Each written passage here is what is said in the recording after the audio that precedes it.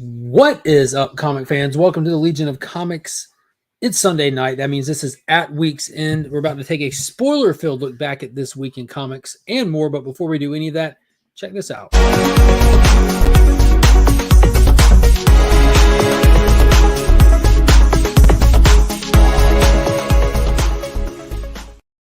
Joined as always by my brother from the next sector over, hailing all the way from sector 2815. It's the one, the only, Paul Cook. How's it going? I'm doing well. How are you? I'm doing good. Watch this. There we go. Wow, that's amazing. Now we're level. That works. And we got a couple special guests with us tonight joining the panel to help co-host. We got none other than the other Canadian, TM Nerdy. Please be wearing clothes. Please be wearing clothes. You got to get your Canadian quota in, so I'm here to fill that in. Yeah, Chris is not going to be here tonight, so we got TM Nerdy subbing in for him. And we have a special guest tonight as well. I reached out, hadn't talked to him on the show in a while. He's been here before, but it's been too long. So he was supposed to be back in a flash, but he wasn't. Here he is anyways. TJ himself, Flash by Night, filling the T quotas. How are we doing? I'm doing good. I'm very dehydrated. I don't know why. I'm just chugging. I'm not actually dehydrated. I'm just thirsty. I can't shake it. So let's go ahead and real quick. Let me hit up the say thank you to the sponsor, Big Time Collectible. They sponsor the monthly Legion Loot giveaway. Next Sunday will be the drawing to see who wins the monthly thank you prize that I put together for the channel members. It's not a giveaway.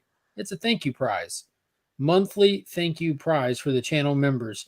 And check them out at bigtimecollectibles.com or follow them on social media. They've been doing all kinds of awesome stuff, especially if you're a Superman fan.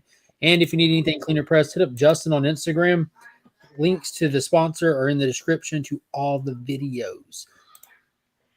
I know Paul's seen them. Have y'all seen those Superman foils that they've been doing for like the platinum foil for like the Death of Superman? And I'm trying to be careful here. What other one?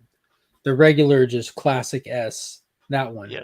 You have the Death of Superman 30th anniversary, and then you have the Superman 75 facsimiles that they've done. Yes. And then they've done the Superman #1s. Yeah, those are ones I'm talking about. I'm trying to make sure I don't say the wrong ones. Right. But the Superman black foil and then the classic S were the ones for Superman #1. Those are shipped out this week. So yeah, let's go ahead and say hello to the chat to see that we had a few people popping in there already. Shop for Comics.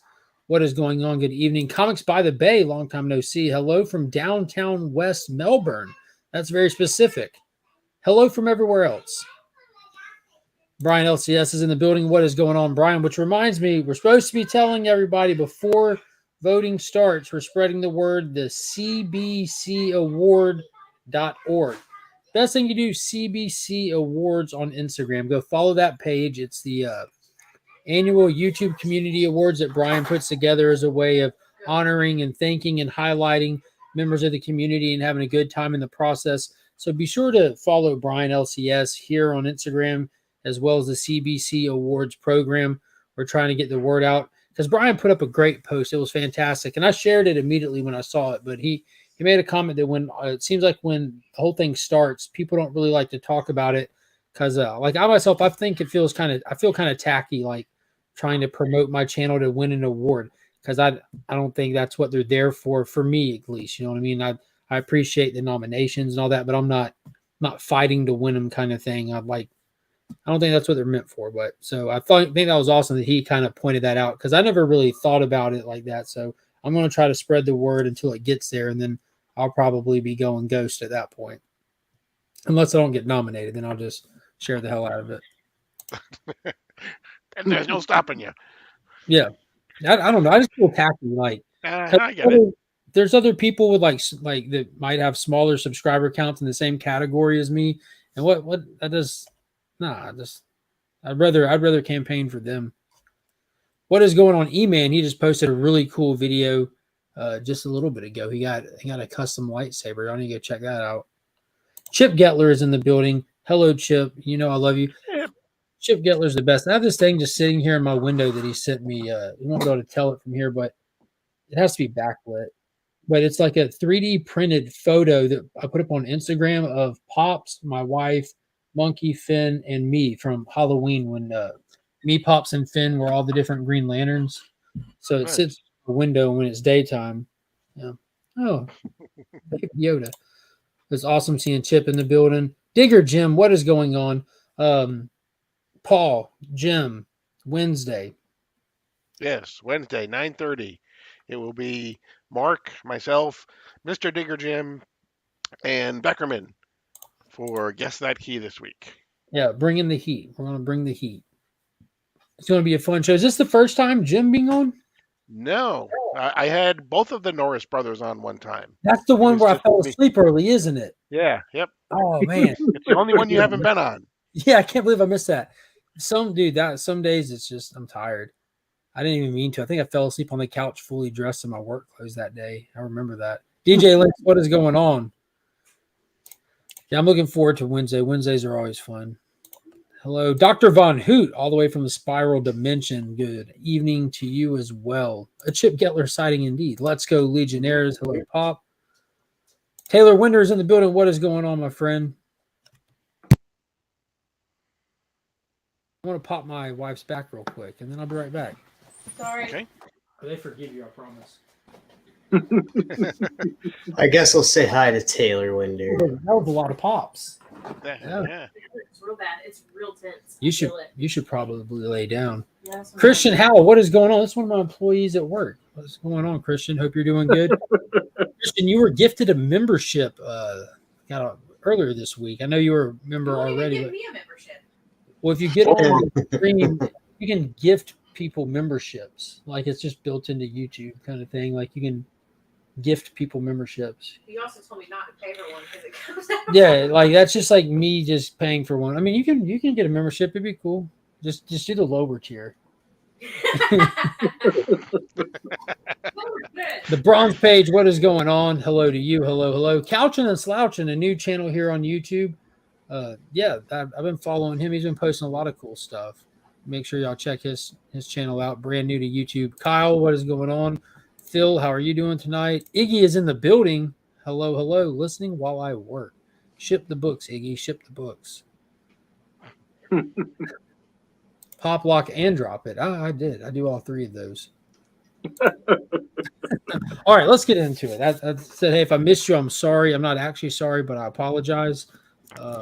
There's a lot of books to talk. There's a lot of books to talk, but not. I don't think we'd ever be able to get through all this. We'll highlight some of these books at some point. There's definitely some worth highlighting.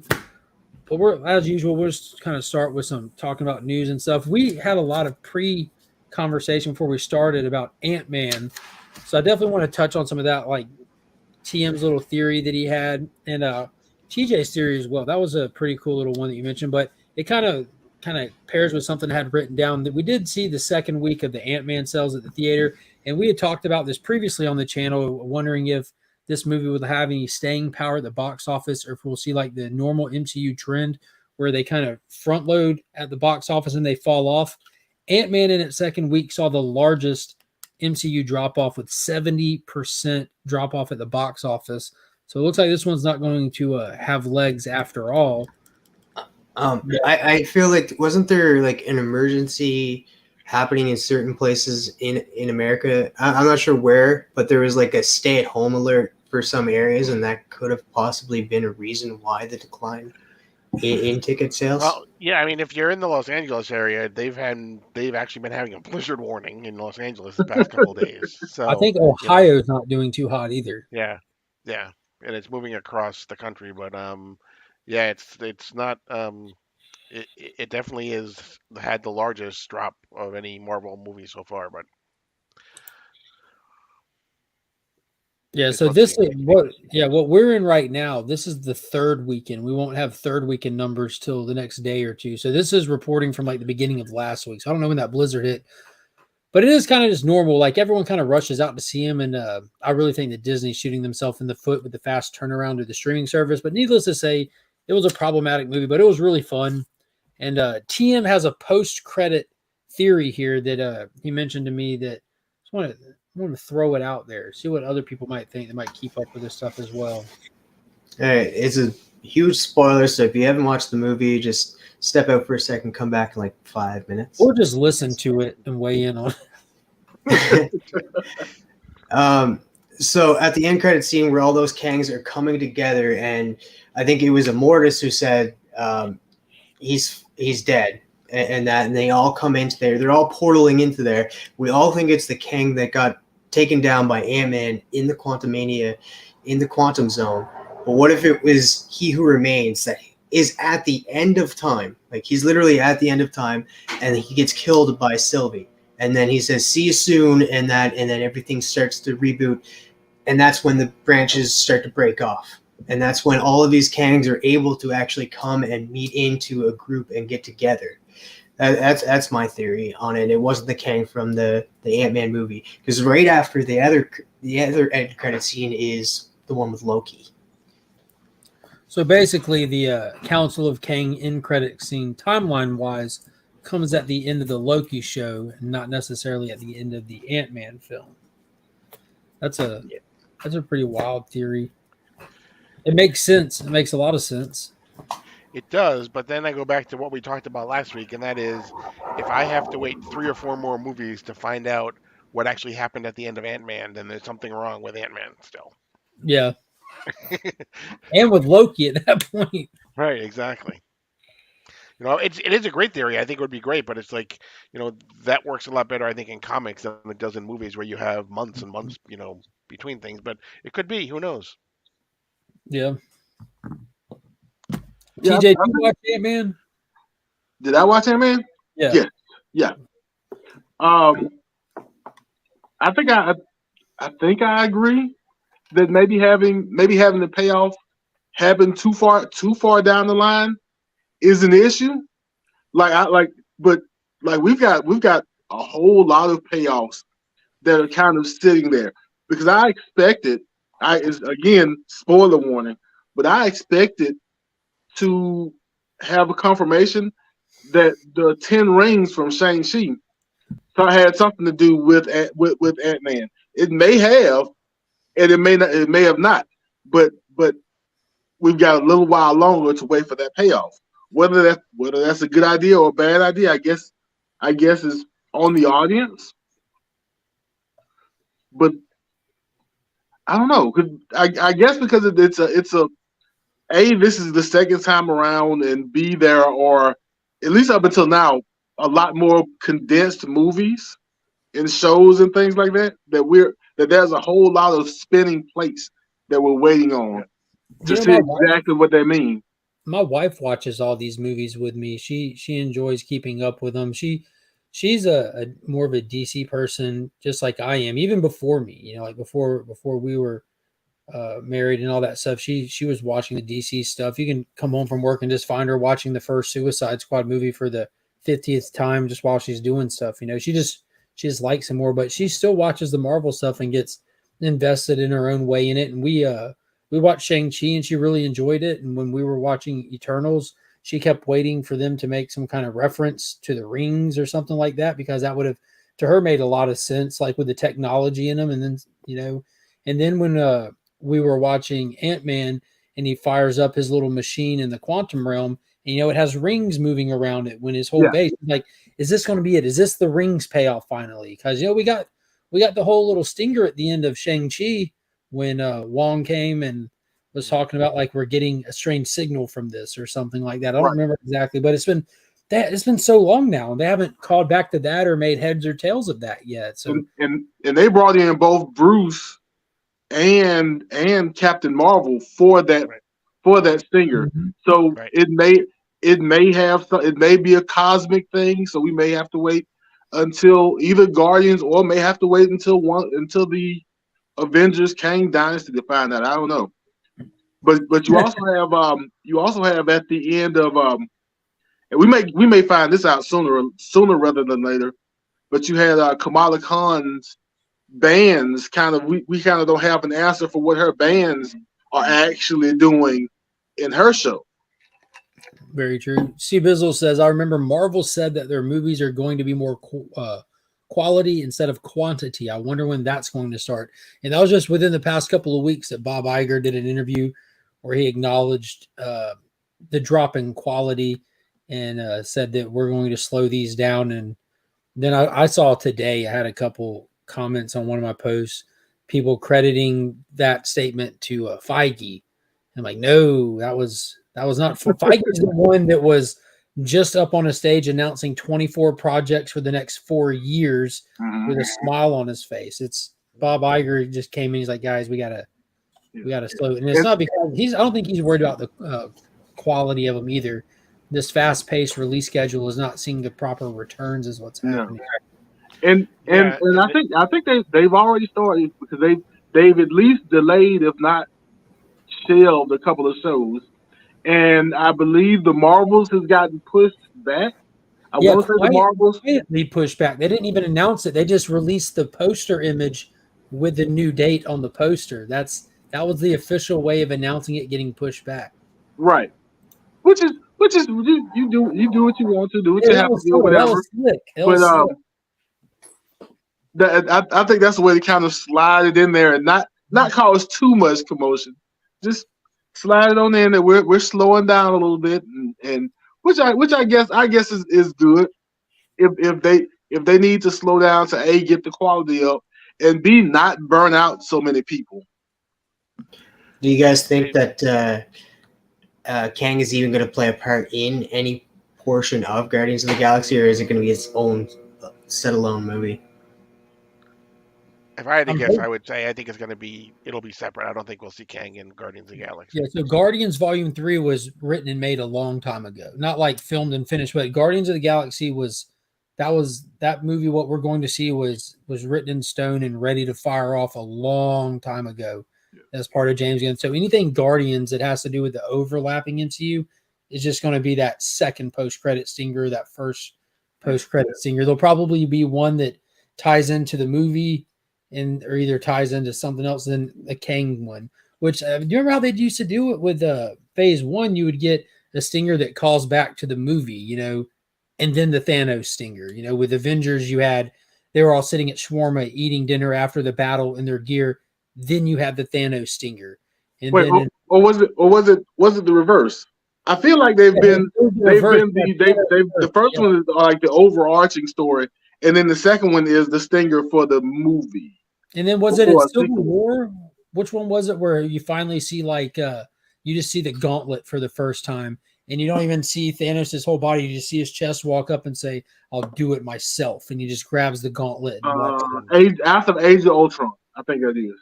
Whichever one it was, but that was the way to do it. Where just your stinger is like the little, they're getting closer. He's getting closer. That was dope when they did it like that. Yeah. Yeah, and that's the difference. I think is I think they could have used the stingers to really build up Kang to be to be the Thanos level threat, as opposed to there's so many of them that you can use them in all these movies now. I think it's just gonna water him down for the most part. Yeah, because he'll get defeated in every one you put him in, kind of thing. Yeah, especially with the same actor. They should have done it the same way they did it with how Loki was a different character. You can feel for these Lokis because it feels like a whole different Loki. You have that kid Loki, you had the old style Loki in that who sacrificed himself, which was fantastic. And then you felt for these characters because it was somebody different from Tom Hiddleston. Even Sylvie feels like a different character. All these Kangs are all played by nothing against Jonathan Majors. He's a fantastic actor, but you're gonna oversaturate this actor throughout these entire movies. Yeah, I mean, both of the stingers had Kangs. I didn't even think about that. Yeah, they did. What is going on, Steven C? How are you doing? Yeah, it just goes to show that I mean, Ant-Man can beat Kang, but he can't beat a cocaine bear. No. Cocaine bear. But who cares? That did really well at the box office. All right. Let's see. Another thing that there was an announcement from James Gunn that he's almost finished casting all the voice actors for the very next installment in the DCU after this year. It'll be his first offering, the animated series Creature Commandos on HBO Max. So, I mean, that's not a big deal, but it's something that they've almost got the voice casting because, the animation, that's a whole different department. So you get that cast together and get it get it going. So hopefully we'll be getting to see that toward the first part of next year, because next year is going to be pretty barren. Pretty barren. We'll get the Waller show and Creature Commando, and God, I don't know. We might get another season of Superman and Lois. That's up in the air. We might get a second season for Gotham Knights. Who knows if that'll even be good. Flash is ending. So everything's wrapping up. It looks like we'll have almost like a bye year with not much at all happening. Yeah, because we have Doom Patrol and Titans ending as well. Right. Yeah, these are the last seasons. In other casting, they had the guy from Walking Dead, the guy who played Glenn, was cast supposedly in a major role in the Thunderbolts movie. Why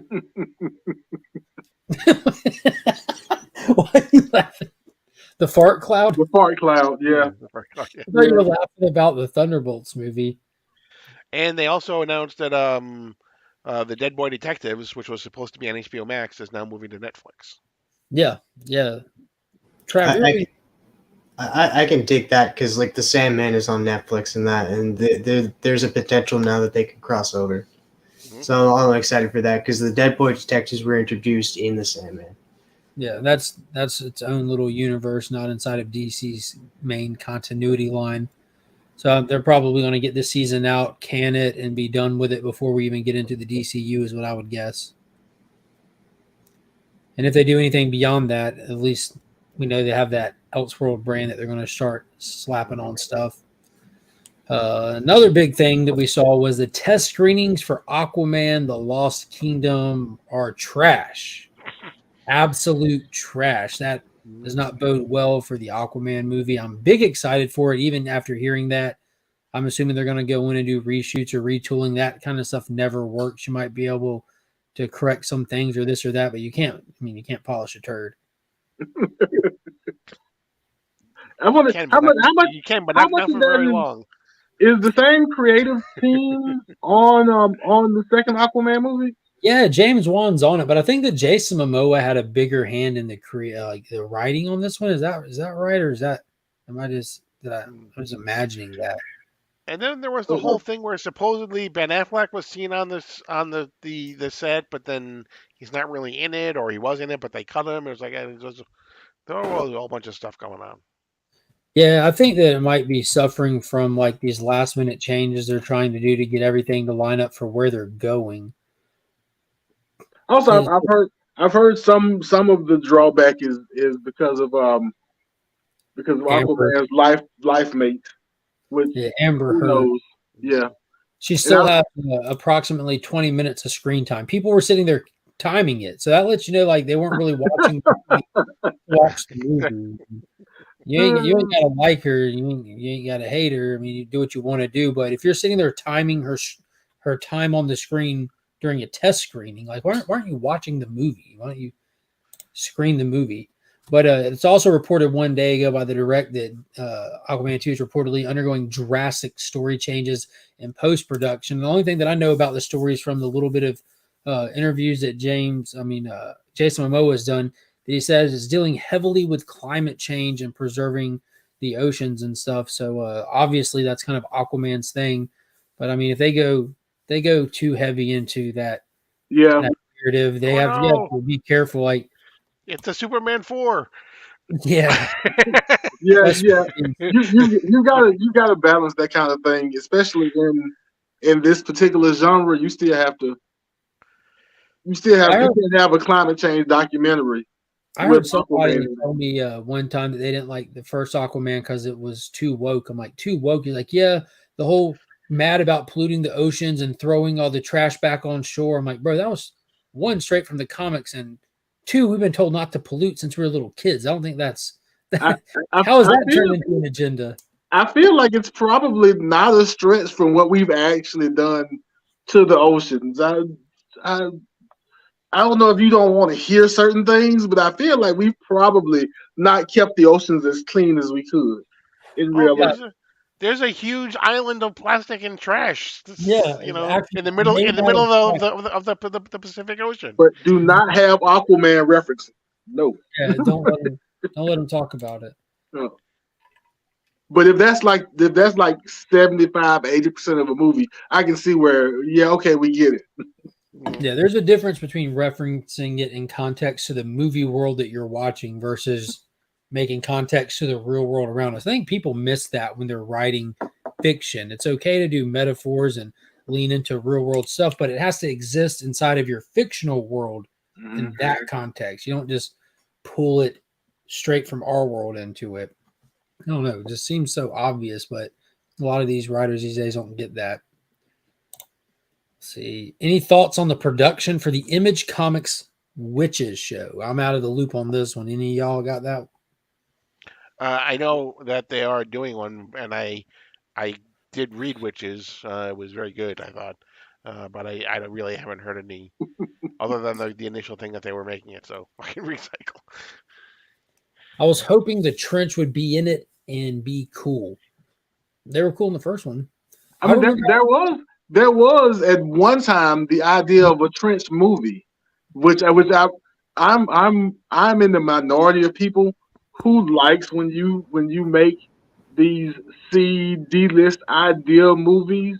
I know it's probably not financially stable, but like I wanted to see the Trench movie. You didn't even have to put Aquaman in it. Show me what else the Trench has been doing and how we got there, or whatever you want to do. Was it going to be a movie or was it going to be a HBO Max No, it was going to TV be show? it was announced as a movie. Like when Yeah. they were on a tear announcing 1,000 things at one time. Back then. They really were. But Paul, you remember that Aquaman prequel comic they did probably in the 80s or so? Aquaman's not in it. It's just about Atlantis. It's called the Atlantis Chronicles. The Atlantis Chronicles. Wow. Can you imagine if the Trench film was just something along those lines? Like, Mhm. and that's how I just picture they'd go about doing it, just trying to sell it off the title of the Trench. But I don't think mindless sea creatures can really carry a movie though. That's You've got to do something creative with it. But I don't mind having them as, let's say, the foil. Let's say I didn't read Atlantis Chronicles, but I assume if you make a movie where Atlantis is trying to get his stuff together and the Trench is the problem, and the end of your movie is sending the Trench down to where they are currently. Maybe, I don't know. or you could just do a straight up horror movie like Ocean Researchers trying to do their thing and they just trying to survive discovering the Trench accidentally, like any other deep sea horror movie, like That's not a bad idea at all. Yeah, Leviathan, but instead of like an alien creature thing, or what was that movie Virus? You remember that one from the 90s where the techno virus takes over the ship? That was a wild one. Yeah, you just go with that. James Wan said it was going to be a horror movie. Yeah, there you go.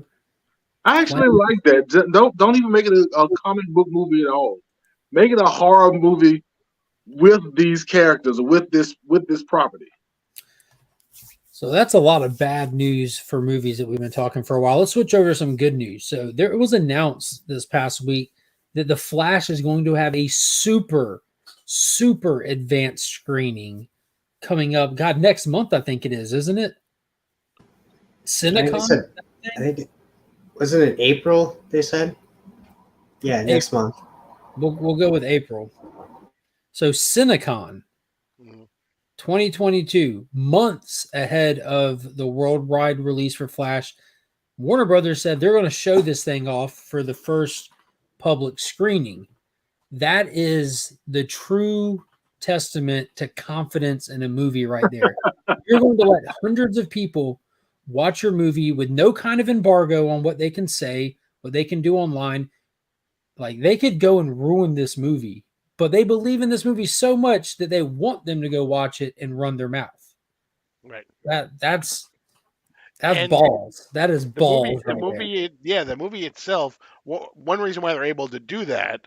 I mean, most movies, the director and everything, they're still making changes to things like until like a week or two before the movie actually goes out. Mm-hmm. This movie has been made. Yeah, it's been adjusted a little bit, because of what their new plan is. But one reason why they're able to show it months ahead of time is because 90% of it was made and in the can a long time ago. Mm-hmm. So. Yeah, because what was it, Paul? 2021 that you and I were on here. We live streamed DC Fandom, and that was when they did the first trailer for the Flash. The same trailer we had up until like a month ago when we finally got our second trailer. 2021. Right. Yeah, they're big confident in this movie. Absolutely. Dude, I'm so freaking excited for it. I can't wait. I think if enough people actually watch it and enough of the good news, like it might actually break box office records. Tito, what is happening? I don't care. I would love to see it just shatter the glass ceiling.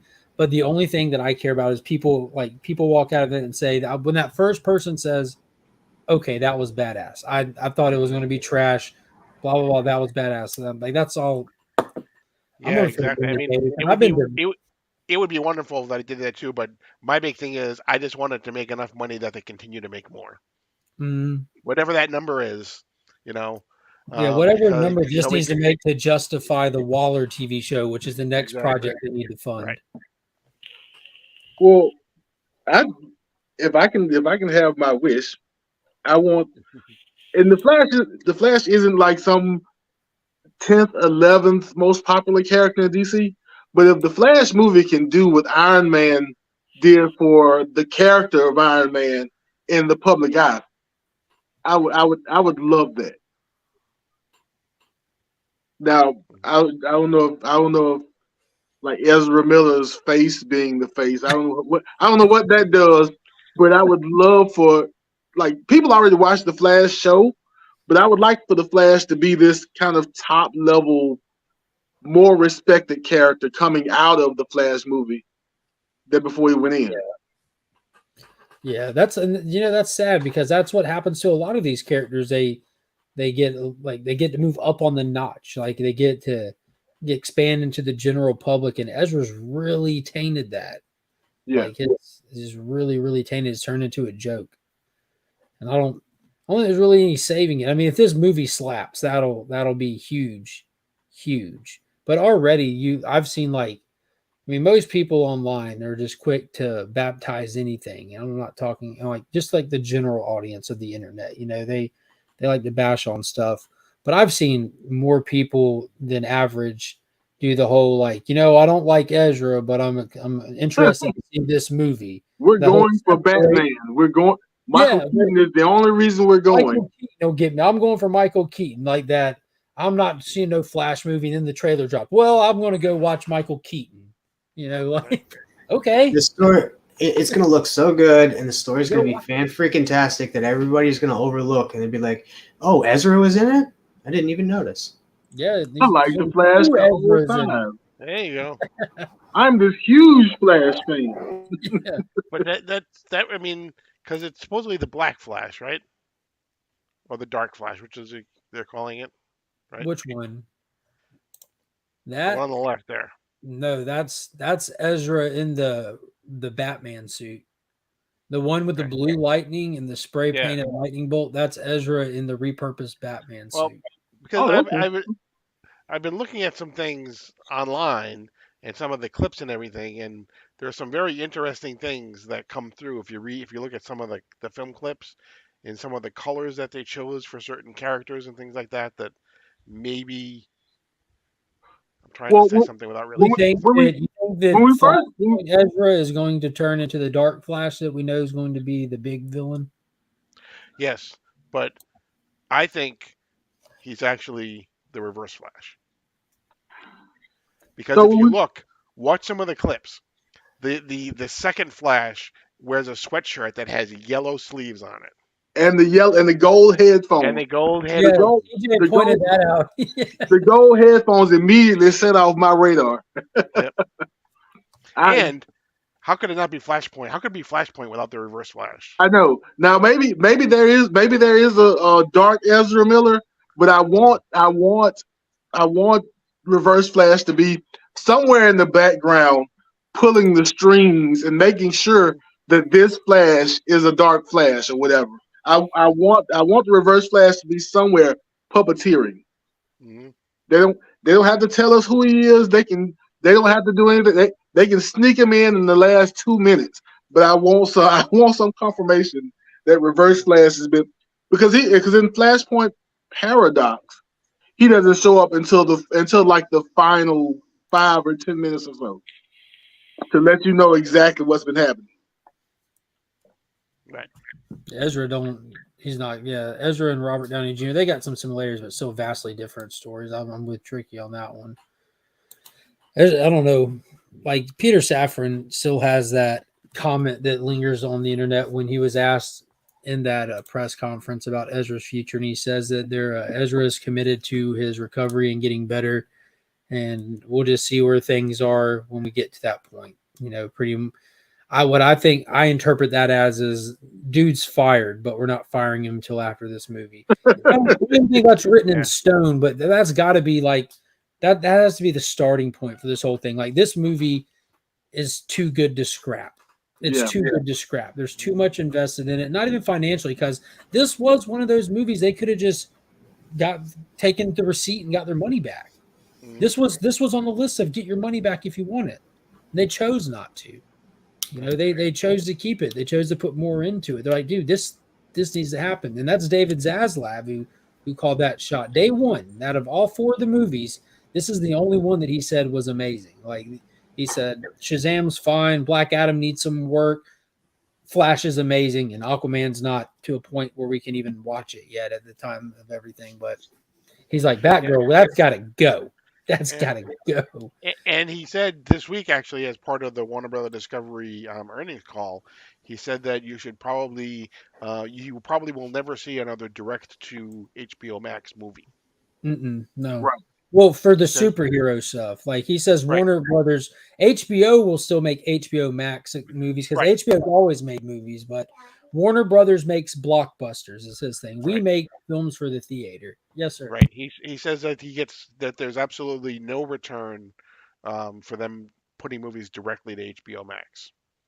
Like I said, HBO, they can be on HBO first, and then they can come and be on HBO Max, but you won't see any direct to HBO Max movies. All right, so to answer Lady Fantastic's question, as far as I understand, the Dark Flash in this movie, I guess, is some kind of changed version of Barry Allen of the Flash. The Reverse Flash is a completely different person from the far future who got obsessed with the Flash, with knowing how he got the Speed Force and everything, and he kind of developed the Speed Force powers and then came back to the present day to be a problem in the Flash's life. So I don't I haven't really I picked the Flash back up and started reading heavily just a couple years ago, and Reverse Flash hasn't really been a major player in it in the past couple of years, but years ago, this was probably mid to late 2000s when they were getting into Eobard and stuff. The way that they described him back then, he wasn't even using the Speed Force. Eobard was a time traveler, and that's why they would even, when they would do the lettering on his dialogue, dude's not moving fast, he's moving through time. He's literally time traveling, where Barry is using the Speed Force, he's using time travel stuff. Right. Well, you remember that Thawne, in the original, Eobard Thawne if there's this Flash museum, and he stole stuff from the Flash museum, and he came back in time. Jeff Johns made the Reverse Flash, I think it was Hunter Solomon, instead of Eobard Thawne, and that was somebody totally different. That was someone who blamed the Flash for a death of his wife or something like that, and so he used that as kind of his motivation to take on. So there were 2 different Reverse Flashes. But Hunter Solomon was Wally's Reverse Flash, right? Right, exactly, right. Okay, gotcha. Yeah. And see, in the comics, the Dark Flash was New 52, which was like a Wally from a different universe. It was Speed Force poison, basically, hence the weird shape to him and stuff like that. It was just like from abusing the Speed Force so much that it just changed him. There's a lot of, who knows what they'll do, because on top of them getting to pick whatever lore they want and play with it, it's also Flash pointed on top of that. So the sky is really the limit. That's true. In the Flashpoint movie, in Flashpoint period, everything about everybody is different. Godspeed's a little more straightforward. This is one of Barry's buddies that gets hit with lightning and becomes an asshole. And funny thing about Godspeed and Reverse Flash, and it's spoiler for Rebirth and Paradox, I think is the big bad in this one story. The last time we saw Godspeed, Flash got the Reverse Flash to help him take down this paradox person. They took him down, and then just when Barry thought the Reverse Flash was on the straight and narrow, the Reverse Flash killed Godspeed just to spite Barry. He didn't have anything against Godspeed, but he wanted to spite Barry, so he killed Godspeed. Yeah, I'm with Lady F on this. Like at this point, like if this movie like lands big, because you remember James Gunn said when he did those DCU announcements, Chapter 1, Gods and Monsters, lays out these 10 projects that they're looking to work on. He said, this is all we're going to tell you as of now. There's more. I think the more is all contingent upon public interest. Like how stuff that they have that they're working on performs this, the Waller show with whoever they introduce and bring into the next chapter for the Suicide Squad stuff. Because lucky for me, James Gunn is a huge Suicide Squad fan. So Waller, he's pointed out, is the next chapter in the Suicide Squad story. You know, we had the film, the second film, Peacemaker. Now Waller, it's just continuing the timeline for those characters associated with Amanda Waller. So they could add another Suicide Squad associated project based on characters that are breakout or this or that. Like, who knows? Who knows if, like she says, if Flash hits, there's no way that they would let him go. They would just tighten down his ankle monitor and keep on trucking. Vigilante Or series. like Vigilante Aaron series. says, Yeah, Vigilante vigilante series, yes. they could also introduce Wally and make Wally this world's Flash. Right. And Tricky Trapster's right too. Is the Wally Reverse Flash was Professor Zoom. The Reverse Flash was the Barry Allen one. So yeah, Speed Force most definitely beat Superman. It's not even close. Even though they always had to come out of tie in the early comics, but yeah, but Wally West is Wally West is the fastest Flash, right? mm-hmm. Wally West is the fastest Flash. Barry points that out numerous times through comics. Yes. Yeah, Zoom and Reverse Flash are different. Yes. What is going on, Tate? Ooh. Love the way Viola Davis played Wally. Yeah, absolutely. She crushed it. That is like perfect casting. Yeah, she is the female Lex Luthor, except she's legit more successful than Lex. Her plans actually work out, especially in the comic books. Well, we're getting a little bit into it here. Y'all got anything else? Any other topics y'all want to hit on? Any other announcements, news, exciting things?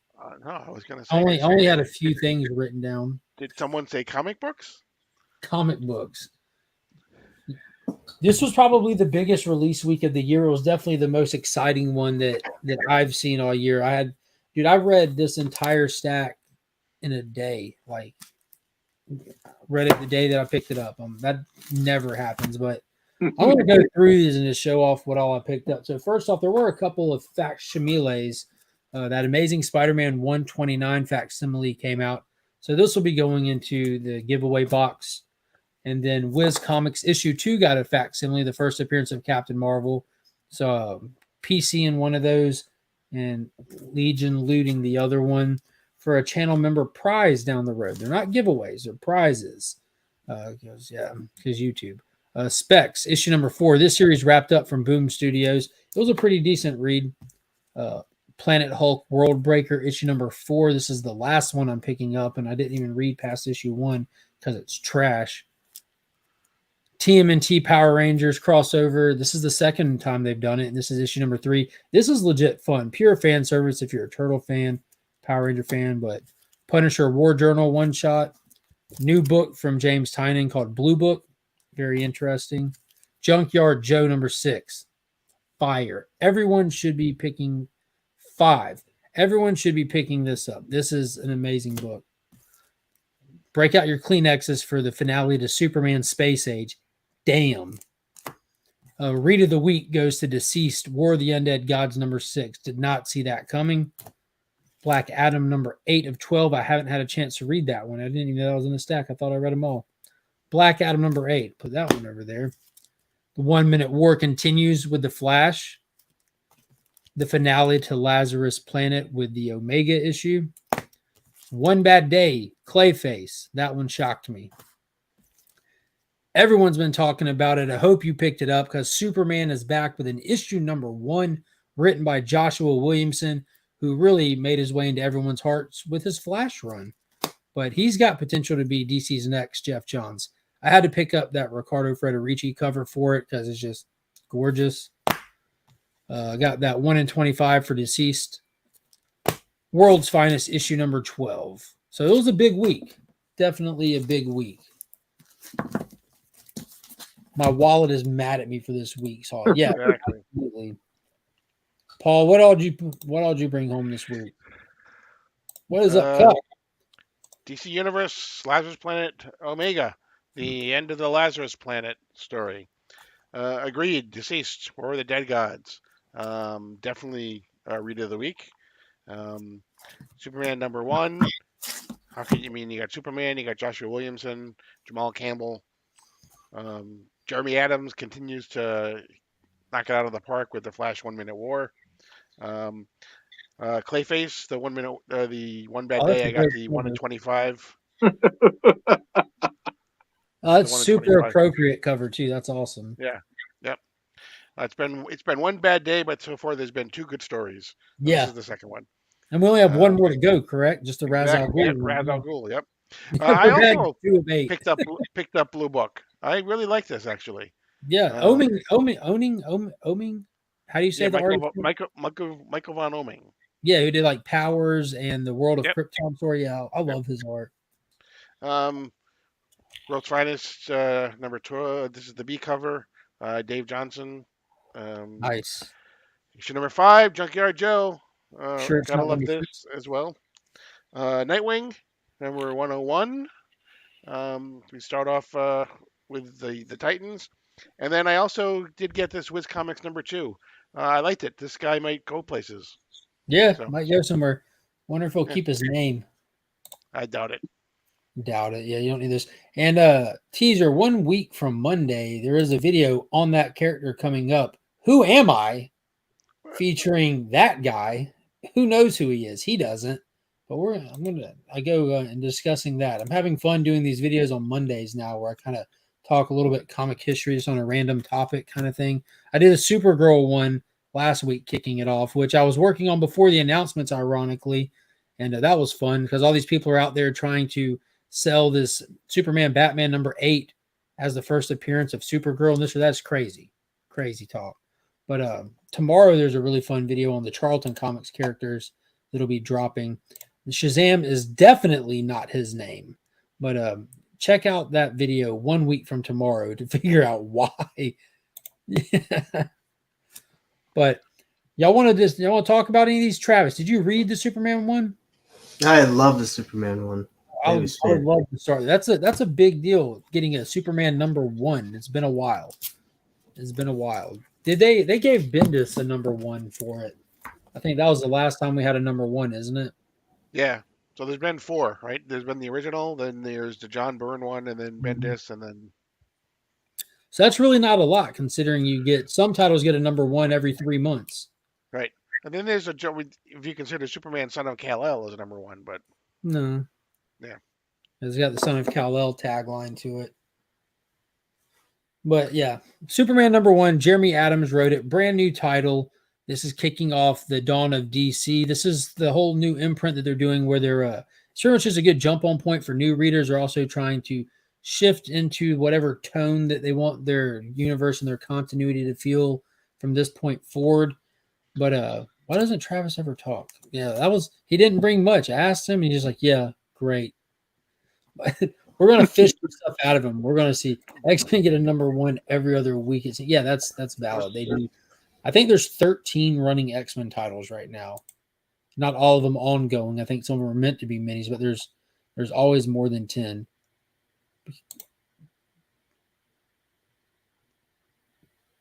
I guess Travis gets that. Travis, Tell us about your experience with Superman #1. TJ hasn't read this yet. Let TJ know what was good about it, what was bad about it.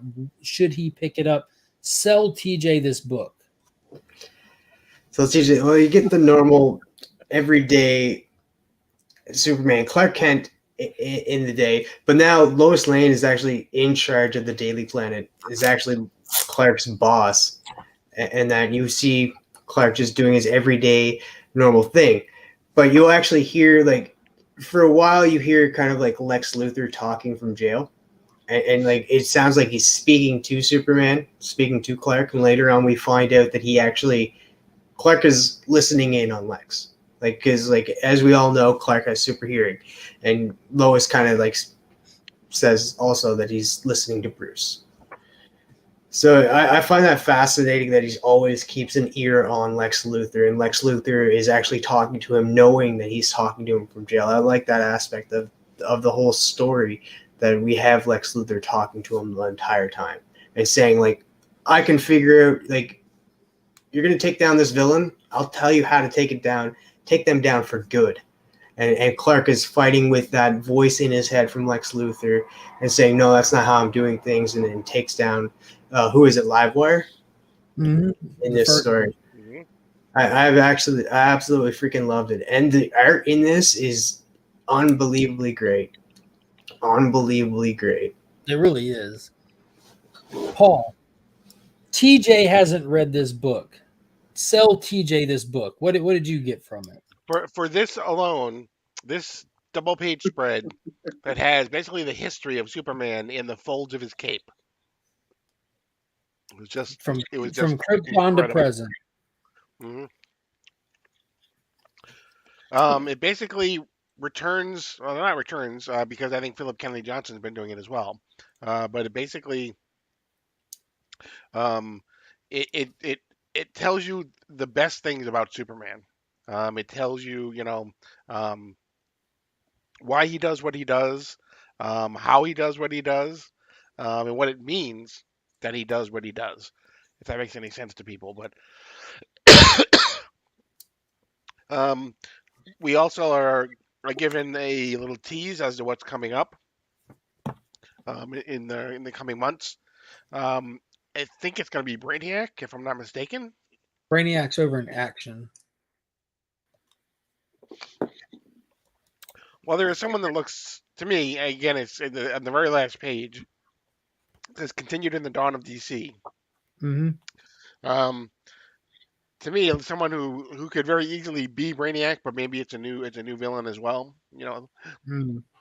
Because Joshua Williamson basically has said that he's going to, besides using some of the established villains like Parasite, he uses Parasite in this issue. He uses Livewire. He can also be creating some villains as well. And we basically we end on a cliffhanger where Superman is basically fighting against Parasite.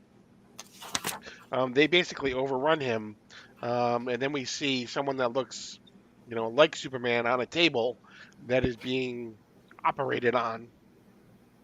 So we don't know exactly where that's going, but it's a great starting point. It's a great jumping on point. I think for people who haven't read Superman, this is a great place to jump on, and it points to even bigger and better things down the road. So you must go buy Superman. Beckerman says it was okay, I guess, but only if you like wonderfully crafted stories. All right, TJ, I'm going to try to sell you this book. So, Superman's cape has been out of the closet for a while. Everyone knows Clark Kent is Superman since the Bendis era, and people have had mixed feelings about that. In the past month, he had his secret identity reestablished by Lex Luthor. Lex didn't want people looking at him and seeing Clark Kent. He didn't want people humanizing this alien that he hates so much. So that's how they justified bringing back the secret identity. So this book not only starts off with an amazing fight with a villain like Livewire, who was brought in like not too long ago, but you get just like the classic Superman saving people, the beautiful art, the spread that he shows, all that's happening in the midst of a battle. But we also get to return to the feels and the vibes that we haven't had in a while of him sitting at a desk in the bullpen, talking to Jimmy with his glasses on, like he's just another guy. You know how long it's been since we've seen Clark Kent just be Clark Kent? Like that, I think alone is what just put me over with this book. Like it was amazing. And like TM pointed out, Lois comes walking out of the chief's office, hooting and hollering at everybody, slamming her fist down, trying to be the authority, and then just like, I can't do this. What am I even doing here? So we get this cool dynamic with Lois, who's always been this assertive, strong character inside that office, having to take on the big job. It was really cool. And watching her juggle that, because one of the best parts of Superman isn't just him and Clark, it's that cast of characters. It's Jimmy, it's Lois, it's Lex, it's the people that Superman works with on the ground level in Metropolis. Superman is looked at as such a world saver so much that we forget that Metropolis is his home first. And he's like on the ground floor with as many people as you can think of. And we're even introduced to some of those brand new characters like the new chief of police and how there's going to be a working relationship with Superman saving people in that city. He's going to know the chief of police and they're going to have their comings and goings, kind of like Jim Gordon and Batman, but functioning because it's Superman. And this whole time, like Tim said, you keep hearing this voice talking to Superman, telling him to do these horrible things in these fights. And it's Lex in prison. And Superman's just listening, and Lex knows that he's listening. They're not actually talking or communicating. Lex is just going about his day, just talking to the air, knowing Superman wouldn't not listen. And he even has a talk with Lois about it. It was fantastic about how he just has learned to tune into certain people and you just can't let it go. But it was just a beautiful issue. We even have that fight with Parasite, like he says. We get a little tease again of Electric Blue Superman with John. Just one panel. I'm like an eagle eye for these things. I've been waiting and waiting on that. And then the biggest thing that we find out is LexCorp is now called SuperCorp. Lex is trying so hard to get Superman to do what he's telling him to do for since Action Comics 1050 now, that he has sold his company without selling it. He's moved ownership over to Superman. And Superman refuses to take it. He's talking to Mercy Graves like, no way I'm about to take this company. She's like, Lex knew you would say that. And keep in mind, if you don't, he has it set up to dissolve, and all of these hundreds and hundreds of people that work here are going to the soup kitchen thanks to you. So they do something cool. She takes him in and shows him how all of these people that have been working for Lex to kill you for years now can actually do real science that they're fully capable of, and they've already crafted so many great things to help the world. Are you really going to abandon this? And I doubt my camera will get it, but if you look, some of these suits are Easter eggs. Yep. Including where is it at? Which one is it? You have the what is that from that Batman Superman annual where you get the Batman Begins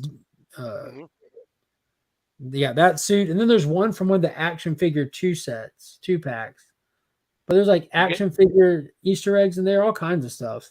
In front of the suits, you have the Superman mobile, which was from the 80s. From the Superpower toy line. Yeah. McFarlane just rebuilt that recently. Yeah. Yeah, I think if you flip to the next page too, it's like where Superman's standing with the kids around him and stuff. That gives me the whole vibe of like the Superman animated cartoon. Mm-hmm. Yeah, that guy right there at the bottom. It hits all the notes, has all the vibes, and then you get this crazy cool kicker just to lead you on to want to know more. At the end of it, you really see like there's a mysterious villain crafting things inside these pages.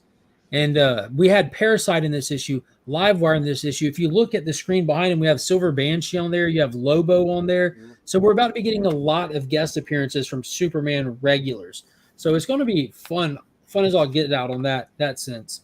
But and a reveal from Lex Luthor as well that these aren't Superman's enemies. Like they're his enemies. Yeah, and that person on that page looks like he's like dissecting a Superman or something. We have no clue. That was a kicker. And then it says coming to Superman pages, teaser images, and you get this at the end. And I think this is Brainiac as well. I forgot that page was there. I think that is Brainiac for sure. I don't know why. I think that could be a throw off, but I see these as like little worlds. Yep. It just reminds me of Superman Beyond.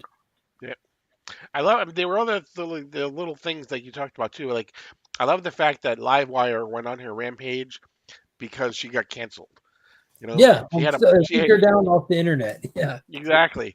they basically removed her podcast from streaming, and that is just so topical. It's like, Mhm. It kind of reminded me of Superman versus Lobo, that Tim Seeley one, where Lobo was trying to get trending. I'm like, this is ridiculous. But dude, I would highly, highly suggest checking that out if it's not already on your pool list. It was a question mark, but I think y'all have successfully removed the question. I'll add it to the list.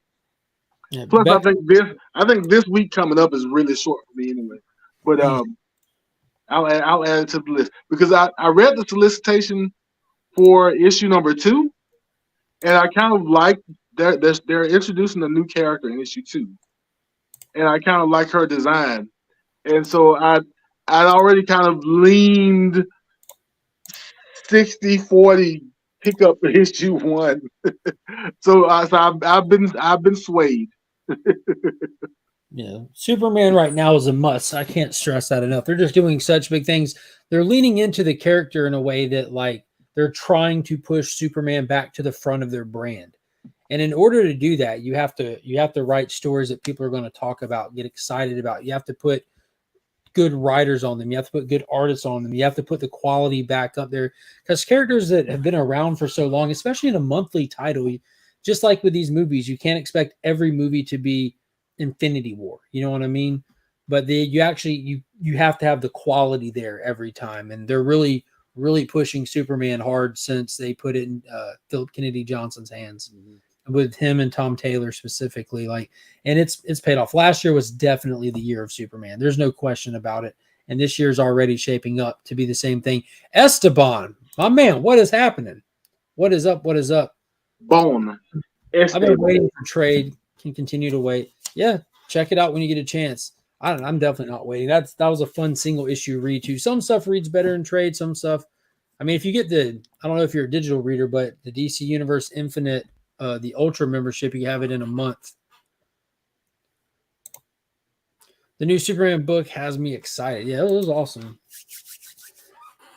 What else y'all want to hit on? There's no way we're getting through this whole stack tonight. I'm gonna speed review a couple of these real quick.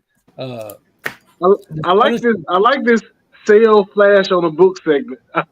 Yeah, one way to do it.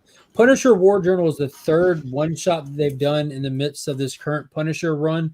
I was kind of concerned with this one because it's about Frank going back home after the war and not being present while he's there with his wife and his kids, which we've touched on heavily in the main body of the series.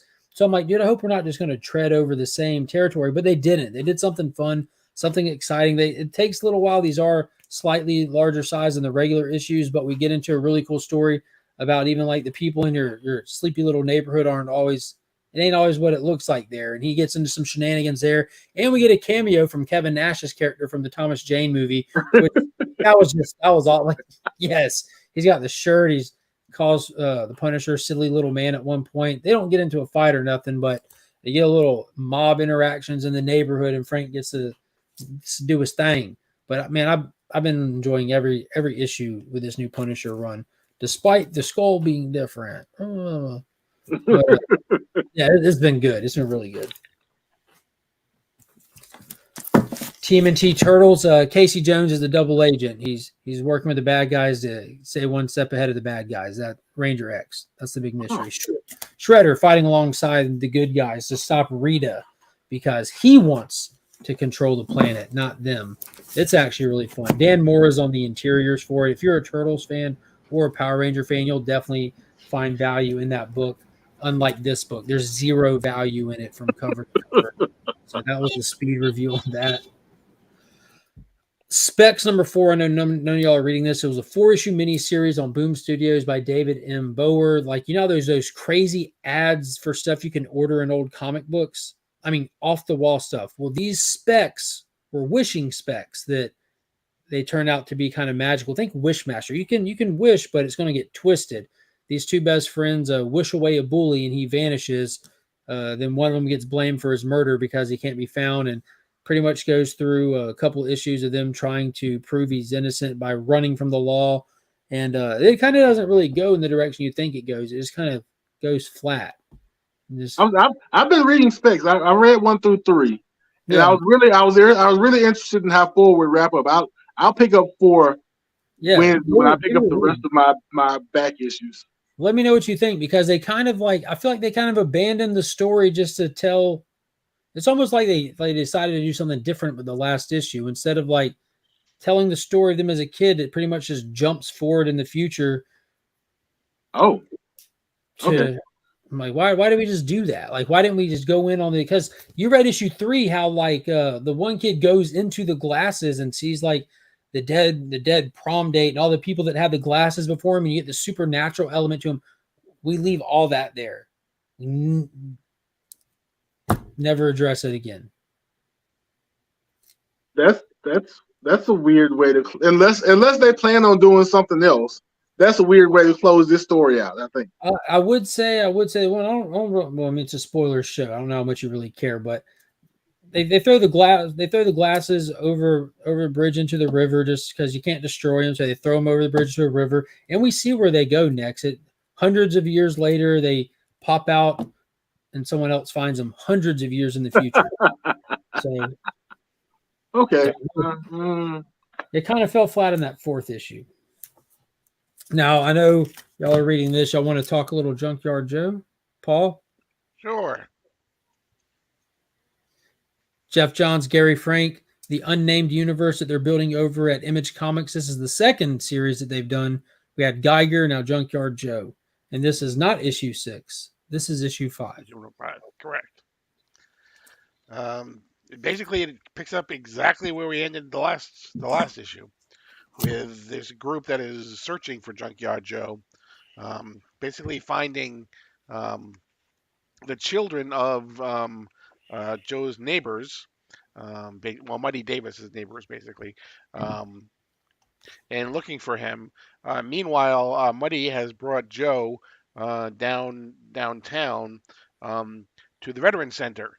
And he basically has a discussion with the person who's there, and as they're talking, Joe starts cleaning up because he likes to help people. So he just starts cleaning up the Veteran Center, and they then end up going home. And when they go home, they enter in, and the people that have been searching for him are holding the kids hostage, and Joe basically goes goes off and starts punching people and everything. In the course of the fight, the Joe ends up taking the 3 kids, ends up running out of the house, but Muddy is left there. He is knocked unconscious by the person who has been the leader of the group that's been chasing him. Joe's neighbor comes over, eventually finds him. We find Junkyard Joe with the kids, basically in the forest. They see someone who is shooting a deer, who has killed a deer, and what happens is that then sets off Joe as well, because he doesn't like guns. And so he basically takes out the people who had been hunting. And then we find that Joe and the kids are basically running through the forest. They end up at they basically just end up on the edge of the forest. That's where we leave them. But then we go back to the Pentagon, and they're talking. As you see Joe in the forest, the people are going through what is Unit Beta, which is the group, or apparently the project that Junkyard Joe has been part of, and they want to know, why they're chasing him, and they basically end up saying, well, because Joe basically killed everyone it met at one point. Yeah, it kills everyone he comes in contact with. Yeah, right. And that's why they're trying to shut him down, and that's where issue 5 ends. One more issue, and this is one of those books that has this like subtle factor to it. It's just this X factor that just something about this makes it so good. The pacing or the tone, like they're leaning into the fact that Joe has like PTSD, which we actually saw where he got it from in the first issue from his time in Vietnam. But yeah, we see him in action this time in defense mode, like protecting the people that he clearly cares about. So it was pretty action packed compared to the ones before, but it's just good. It's just good. I think I wasn't too in a rush to pick up Geiger when it came out, Oh, but man. hearing people talk about Junkyard Joe, I may pick up that trade um, after issue 6 comes out. Whenever the trade comes out, I may pick it up and trade. Yeah, Yeah, I think it's all designed like each of these series. I think can stand on their own, but they're all going to be part of an overall like, arc Yeah, about the what's called the unnamed, which are people throughout history that they're talking about. But each series seems like it can kind of stand on its own, though. yeah, they're decades apart, like Right. decades apart. And in fact, they're going back to the Geiger universe after this is over. They're going to do a 2-issue series called Geiger Ground Zero that'll come out later this year. Um, again, with Jeff Johns and Gary Frank. okay. I may consider catching up on that. I this is way off the topic, but I just finished, and I got it a long time ago. But I've just finished the Rogue Sun first trade Hmm. from Image because I was looking for some kind of ongoing action superhero ish stories from Image. Uh, and it sounds like I may be able to get that out of Geiger. Not sure.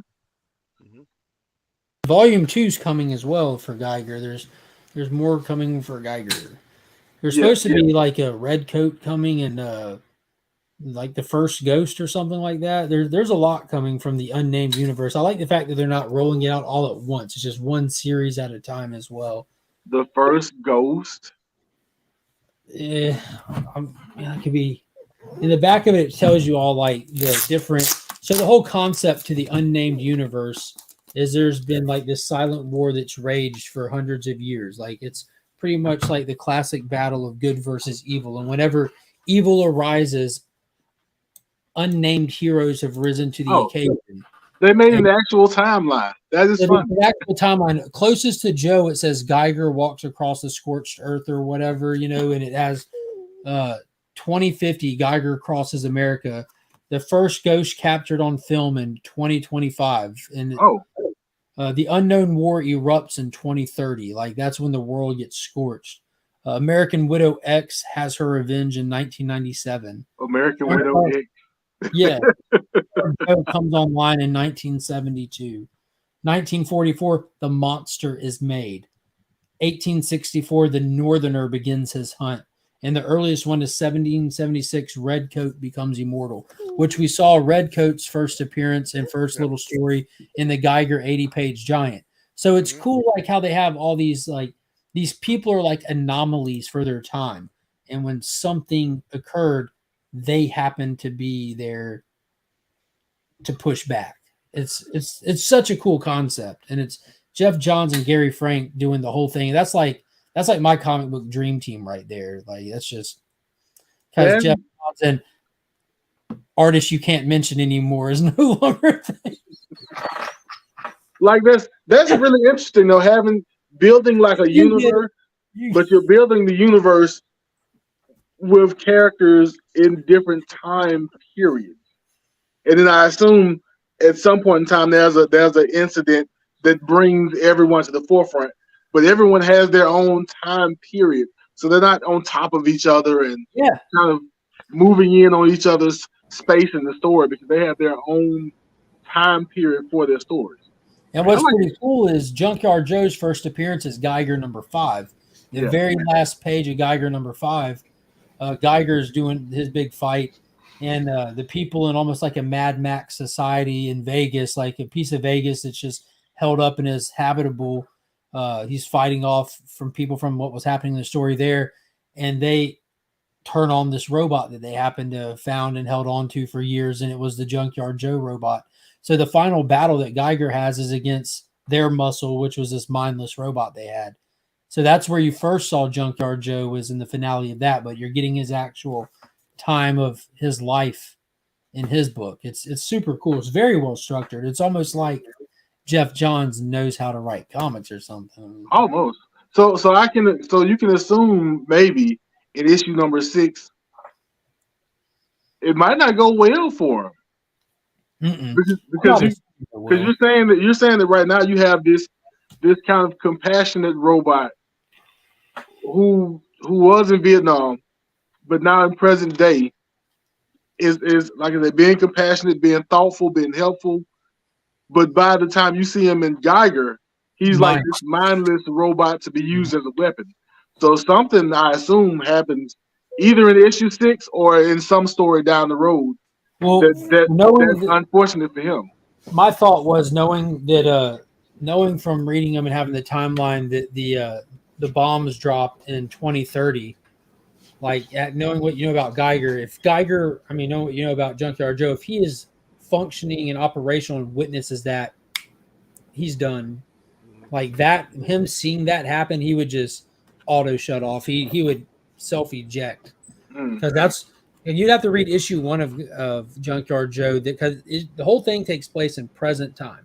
Yeah. Except for issue 1 takes place in 1972 when he was first sent out with the troops in Vietnam. So he was attached to a group in Vietnam and he's just the new guy. They didn't know who he was. He looked like a person. He just looked like he had a blank stare. He didn't talk, didn't say anything. And it is one of the single best issues of a comic I read in a long time because the way that everyone interacts with him, like on a personal level, as they're kind of traveling through the forest, and that. And then what happens at the end is a fight breaks out at a village and Joe's sitting there trying to save them. They're all getting horribly slaughtered. And at one point, Joe just turns and quick fires to a threat behind him. It's a little kid. He accidentally shoots a little kid. And as soon as he does, he looks around, drops the gun, and checks out. He determined that this war is unwinnable and he should not be here. He's had PTSD since. Like, so knowing that Joe is like that level of human, seeing humanity just self-destruct, which is what causes the war, it's the nuclear fallout, he would check out. Pop says it sounds similar to Michael Moorcock's Eternal Champion concept. Well, I think you guys sold me on the book. I'm going to read it now. I know you're reading Jeff Johns stuff as is. I mean, keeping up with Stargirl, and are you keeping up with all of the new Golden Age era stuff, or just Stargirl? Yeah, the JSA as well. Dude, that's my cup of tea. Like when we're talking like those characters, and we're doing like the unit, like the multi-layer cosmic hopping stuff, and you're waiting for the pin to drop to really just hit the ball running, and all the twists that you can do with that stuff is just next level. Yeah, I feel like just looking at comics, I feel like that's the best place, especially in the big 2, to create, is when you have space to go all the way outside of the box and flex all of your ideas. Because you notice even some of the indie writers that you really like, or some of the writers that you really like, that write big 2 comics, and then their books are okay at best, and that's because they're kind of stuck in this structure. When you have room to kind of flex, I think that's when you get the best storytelling.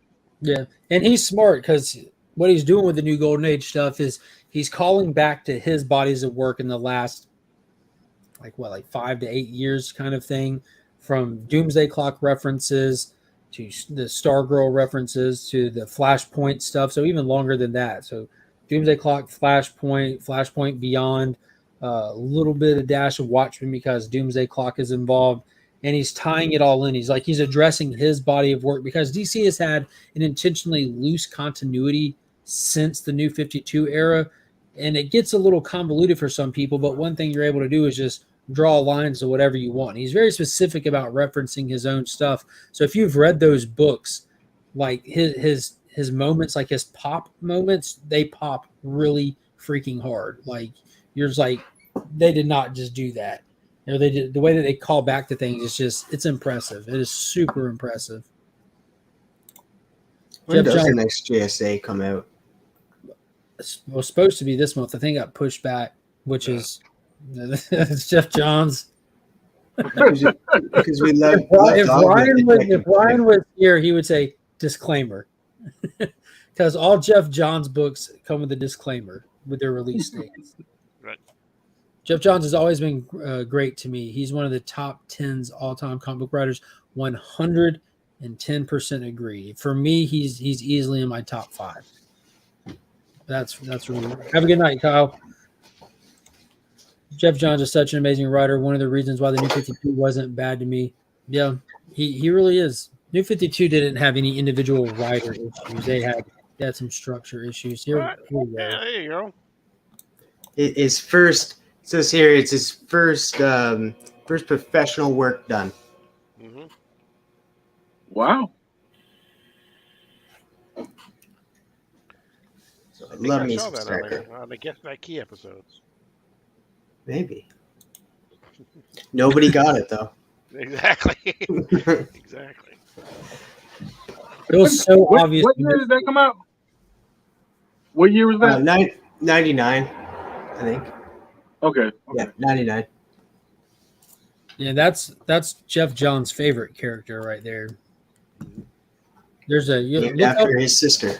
yeah. I was Exactly. about to say there's a whole reason why that character exists and why, like with the Stargirl show, I said it tons of times on the show. There's no way that show will be handled poorly. When they announced that it was ending at season 3, I'm like, that means we're about to get 3 amazing seasons, and they're not. I promise you, they won't leave this on a cliffhanger. Jeff Johns would not allow that show to be mishandled whatsoever, and he was a big part of that show. And believe it or not, early on they filmed 2 finales for it just in case, because they knew it could go either way. So dude was on top of his game. And the fact that's why some of his stuff gets pushed back, because he has his hand in other stuff as well. So I'm perfectly fine with the weight and everything. And if other people have a hard time with it, the trade read comes in, read the collected stuff. But with it being as good as it is, I just read it when it drops. I honestly wish the DC universe would be in the hands of Jeff Johns. He would handle it so much better than most people in the industry. He was chief creative officer. He was chief creative officer at one point. Yeah, him and Jim Lee are the architects of the New 52. I mean, granted they were answering to somebody, but I don't know. I think for right now, I think we're kind of past the point for Jeff Johns needing to do that. Me personally, I think that it's just, I don't know. He just does too much other stuff. I think that would just be. It would be. They give him his little corner he can work in, and he's like, okay, I like this little corner. I can have And right now he's able to do what he wants. Like with Junker, Joey's doing that, and then with what he's doing with Justice Society of America and what he's doing with Stargirl, those are connecting in a way that we don't see it yet fully. Because if you're the head creative person, you got to answer all these questions, and just let me write my couple of things that I like. I don't want to be in charge of. I've been in charge of these people before. I don't want that. That was okay for a while, but I don't want that's Jim Lee's thing. He has the best of both worlds right now. He's working on the characters that he wants to and that he loves for DC, but then he's also doing his own creative stuff, so that which is the stuff that that in the end will probably bring him the most financial return. Because he can sell the IP to whoever he wants to, or whatever. It's actually funny too. I was rewatching a while back at Smallville, and how the episodes with Stargirl in it or the Justice Society of America, he had you see that he was like one of the writers for it, and he was a producer for it as well. So like you're not going to touch Stargirl without him being there. When the Legion of Superheroes came down, he wrote that one too. Yeah. Oh, awesome. See, that's what you need, and that's the thing. Like, you don't have to be a fantastic writer, as long as if you have that passion for these characters, it comes through.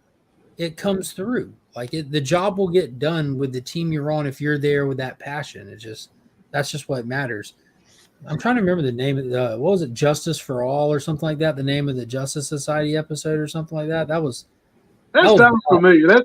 I think wasn't it 2 episodes? Was it 1 or 2 episodes? Because I believe those are the only 2 I saw. It was Justice Forever. I thought the first one was called Justice and the second one was called Society, because weren't all the Smallville episodes just one word? I might be wrong. I could have sworn that. I mean, I think it might have been at one point. Jim Lee's not doing it all now. Like him and Jeff Johns were doing it together during the New 52 thing. Jim Lee, when Dan DiDio left to go make that vertical format video streaming platform that didn't last, Quibi. Dan DiDio left it. Y'all even remember that? I remember the name. I I didn't know whether or not it actually came out. And that, yeah, I remember like promotions for it, but I don't. and now he's working with Frank Miller, running the Frank Miller stuff. Yeah. And Didio. Are there young characters in the Frank Miller stuff? Hmm. I've heard that's his Achilles heel, that he didn't really like the younger characters. The Golden Age of Justice was the name of one of them, Paul, and another Absolute Justice is the one that. Absolute. Yeah, that was Absolute Justice was season 9, episode 11. That was the one. That was the one with the Justice League of America in it, though. That was the one when you had Jack Reacher playing Aquaman. Aquaman, yeah. Mm-hmm. Yeah, dude, that was insane. You had Cyborg, you had Impulse, Justin Hartley, who also played Aquaman, was Green Arrow back in the day. Like, yeah, what a time for television, dude. Like that, it was insane. I've been rewatching Lois and Clark, like going through it. I'm up to season 2. Dude, that is a timeless show. Like I think it's gotten better with age. Not all shows do that. There was an episode called Justice, just Justice. This was earlier on in the season. This is, yeah, and they did things a little differently on that show because they had Bart Allen instead of Barry Allen, and how he got his powers was from being struck by lightning twice. And do you remember the race between Clark and Bart?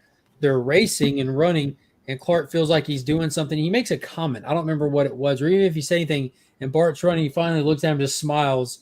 Like it looks like they're both trying real hard.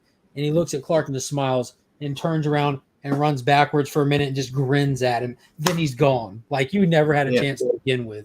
Like the speedsters with the Speed Force, whole nother level than a Kryptonian. Like it's not even the same league. Paul, did you read Blue Book? I did. Yeah, my shop messaged me on Tuesday and like, Mark, do you care if you get an A cover for Blue Book? And I wanted that A cover because it's the Oming cover. And I'm like, no, I don't care because they wouldn't be asking me unless they had a reason to ask me. You know what I mean? Right. Just give me whatever you need to give me. And I got this gorgeous cover here with the hills looking out the window, but I still would rather have had the A cover just because I feel like I paid $1 more for this one, but whatever. This was pretty cool. So it's no secret anymore, but it was back in the day. The government used to study UFO sightings and abductions, and they did it under the code name Project Blue Book, and that's where James Tynion gets the name of this title. Simply put, Blue Book, and it has been declassified since then and everything, and especially with the UFOs flying around our skies these days, getting shot down by fighter planes. But this was kind of a retelling of the Hill family's account of what happened that night, but it didn't go through the whole story. It just gave us some of it, as well as a backup story with the Coney Island creature. So it looks like they were kind of just moving into some occult, strange phenomenon sighting kind of stuff in the back. So if you're into like the kind of UFO abduction conspiracy stories, kind of like the Department of Truth style content, this might be something you'd be interested in checking out as well. The format is different for this one, but it's still in the same genre, if that makes sense. Yeah, I would say this to me seems like this would be for the Department of Truth people who like the Department of Truth, who like all that conspiracy stuff, but not so granular. This seems like it's going to be, the UFOs abduction part, but I mean, because Department of Truth can get very heavy because there's like you got to follow so many different things and there are threads everywhere, and it's like and it can be tough to follow everything. And then I guess the backup stories are just going to they're called True Weird, which is the title that they're using for them, but they're never going to be the same. They're never going to carry over, as opposed to the main story is going to carry over from issue to issue. Yeah, and I'm wondering how long it'll go for because I feel like we got halfway through at least halfway through the account here. So as far as the Betty and Barney Hill story go, like in this issue, we get them traveling back home from their little daycation that they were on. And on the way home, they see a light in the sky and they're talking about it and watching it and trying to make heads or tail of it. And they stop and they're looking through their binoculars, and it's getting closer, and we see it as they see it in the book as a flying saucer. And even with the binoculars, they can see what appears to be windows, and they actually see aliens inside of it looking down on them.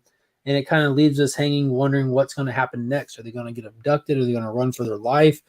What? But we know eventually they do report their story and as an abduction. So I'm wondering how far down the rabbit hole this is going to go. If it's going to be like 2 issues tells their story, then we'll be on to another abduction story. Haven't gone ahead to check the synopsis. I want to ride the book for a little while and enjoy it and discover it via that way. You know, I don't want to just go ahead and spoil it, but I'm interested. I'm in for it. I love these stories. I grew up fascinated by these stories. I mean, who didn't? So it's fun to get that little curiosity magic back. I read the first volume for Department of Truth, and I didn't like it at all, dude. It's one of my favorite reads from an indie book. That's definitely that's a hit or miss book for a lot of people, from the artwork to how Paul said how heavy it can get. And if all you read is volume 1, you hadn't even cracked the seal on that story. That book, we're up to like 18, Paul, for Department of Truth, around there. Yeah. At Dude, least that, or if not even more. We might even be in the 20s now. yeah, dude, that book has blown the lid off like that. It is wild. The first couple issues is really just establishing the stakes, really, that the department will go to, from killing witnesses to this and that. Wait till you like get into like the history of it and the black hats and the cryptids. Like, it gets nuts. There's a couple of issues in there when you get to like the early teens, it'll just leave your skin crawling. It's creepy. My hat's off to Tynan for being able to structure a story like that. Like, I don't know, like he's got to sit up with like taking like a quad shot of espresso every 7 minutes to pull that kind of stuff off. I don't know how he does it. But that's pretty much the only thing that I really enjoy from Tynan. What else is he doing? Yeah, I think that's all I'm really reading from him right now. That and now Blue Book. I try his stuff, but his Batman jaded me bad. And I don't care for something that's killing the children, not my jam. I enjoyed the trade read for the first couple of trades, and then when I switched to monthly, I can't do this. I read for a comic book club. I'll probably check more into it. I just didn't like what I read in the first volume. It only gets better. I will promise you that, because those first ones, it's so erratic and you're just trying to make heads or tails of what's even happening. But it hits a stride in a structure and clear players in a game that never really know who's the good guy or bad guys. That's one of the most intriguing things about it. Vincent McLean, the comic machine. What is up, bro? Hope you've been doing well. Department of Truth is in a hiatus right now, but we went 22 issues. 22. Yeah, so it takes weird breaks too, because the place where we hit this hiatus, so we talked about it when we got, because it was like about a month and a half ago now, maybe 2. But it wasn't even like a clear cut. Like, it didn't even feel like it was the end of a trade paperback. Like dude, what a rough place to leave me hanging. I think that's kind of partially due to, it may be due to Tynan's workload also, because he had nice long breaks in Nice House by the Lake. That may just be his workload. Yeah, that was one that I read. I highly enjoyed that one. It had a slump 2 issues, and that break did not do it any favors. But man, I dug the last couple. They really came back strong with that. Burke Family 54 Comics says, I only read DC, and then he goes on to immediately contradict himself and TMNT. I love Burke. I love you, man. Speaking of DC, Space Age dropped, and Paul has his on the way. This one is on his mail-in subscription, so we're going to wait to review this. And me and Paul talked about it. This book deserves a deep dive, so we'll probably even we'll talk about this book when it comes in on this show. But we're going to do a deep dive on this story, probably to put on his channel at some point when we get there, because this was special. Mark Russell and Michael Allred, is that his first name? Michael. Yep. This was phenomenal. It's a Elseworld Superman story. That's Elseworld Superman story going through the eras of his time on Earth. And it's only 3 issues? Only 3 100-page issues. Right. No ads. Right. So it's 100 pages? Per issue. Right. Okay. Yeah, I'm definitely gonna read it though. I'm definitely My gonna read God, it. this right here was special in every way that matters. Like it was, man, I'm gonna it was check. all. Is the first issue on DC Infinite app? I don't know. The first two should already be on there if they're on Infinite because they're Do you have both more than a Ultra month tier, old. Trav? Not yet. I will be getting it once I get a tablet. So you But might I only have do. one issue. It says 2 issues here. Yeah. No, I'll only get one. So I can still read the first issue. Yeah.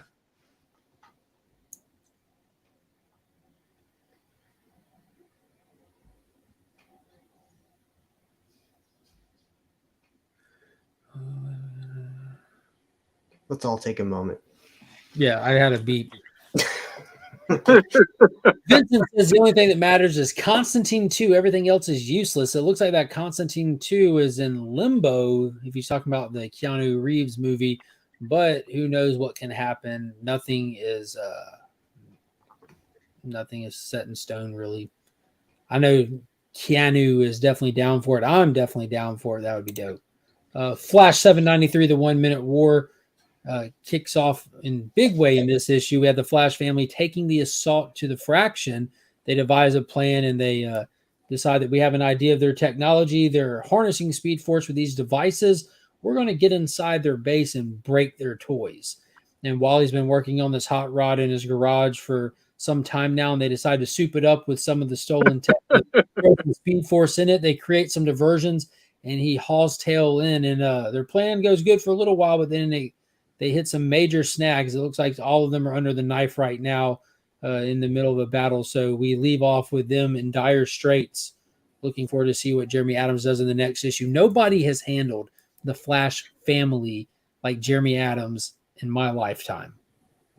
Because he's not just Wally's front running, but this is a Flash family run, and it is fire. TJ, Flash by Night.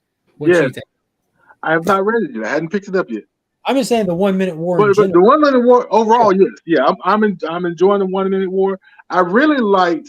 I was thinking about this the other day. I really liked because I want some more Jay Garrick material. I really liked when the two boys, when Ace and Impulse were both kind of messing around and trying to get around this wall, and they were being come upon by the Fraction Army, and then Jay comes in and saves them both, and they ask what's going on, and I can see Jay. I don't know if Jay's ever smoked a cigar, but I can see Jay with a helmet and the chin strap unstrapped with a cigar in his mouth saying, "This is war, kids. This is war." Dude, they're back and forth with Ace and Bart. Yeah. That was amazing. I was very skeptical about that issue from the synopsis. Like, dude, are we about to do a filler issue in the middle of this 1 minute war with just this whimsical filler? No, it turned out to be key moments. They're the ones that discover like all the tech and everything. And dude, that dynamic between them. And that's just something that's what I mean by Jeremy Adams has done so great with this. Because even after his first arc, we get into like establishing Wally and his home and everything in that second arc. And then they do that filler issue where it's just Wally goes and gets Ace out of Titans Academy for a day. I'm like, why? But he turns that into such a meaningful, heartfelt necessity for this story of grabbing the torch and passing it to the next Kid Flash and showing the importance of you being the Kid Flash. It isn't just, oh, one day you'll be me or that. No, I need you now. Like, and also gives him and it points it out, gives him the time that Barry didn't really give him in Rebirth.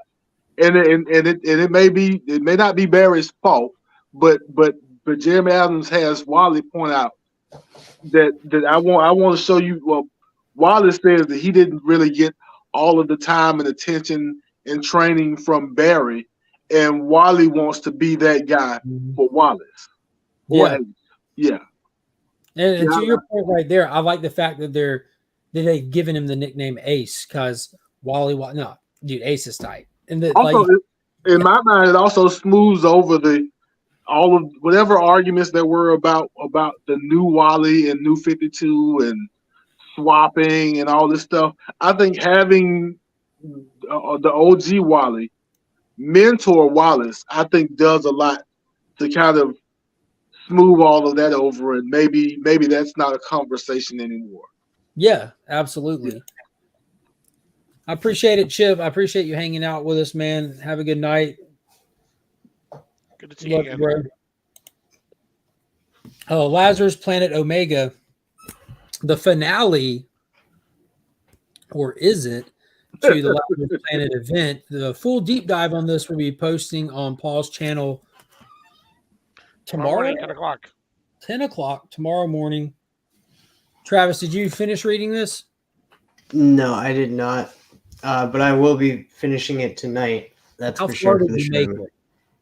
I'm only in like 3 or 4 pages in because I was gonna like read it before the show, but then I was like, no, they're gonna mostly talk about it tomorrow.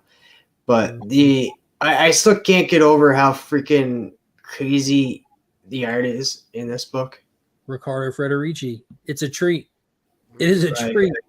So just we won't get into the plot details because I don't want to spoil this for Travis. And we have the video that comes out tomorrow where we go through it page by page on Sector 2815's channel.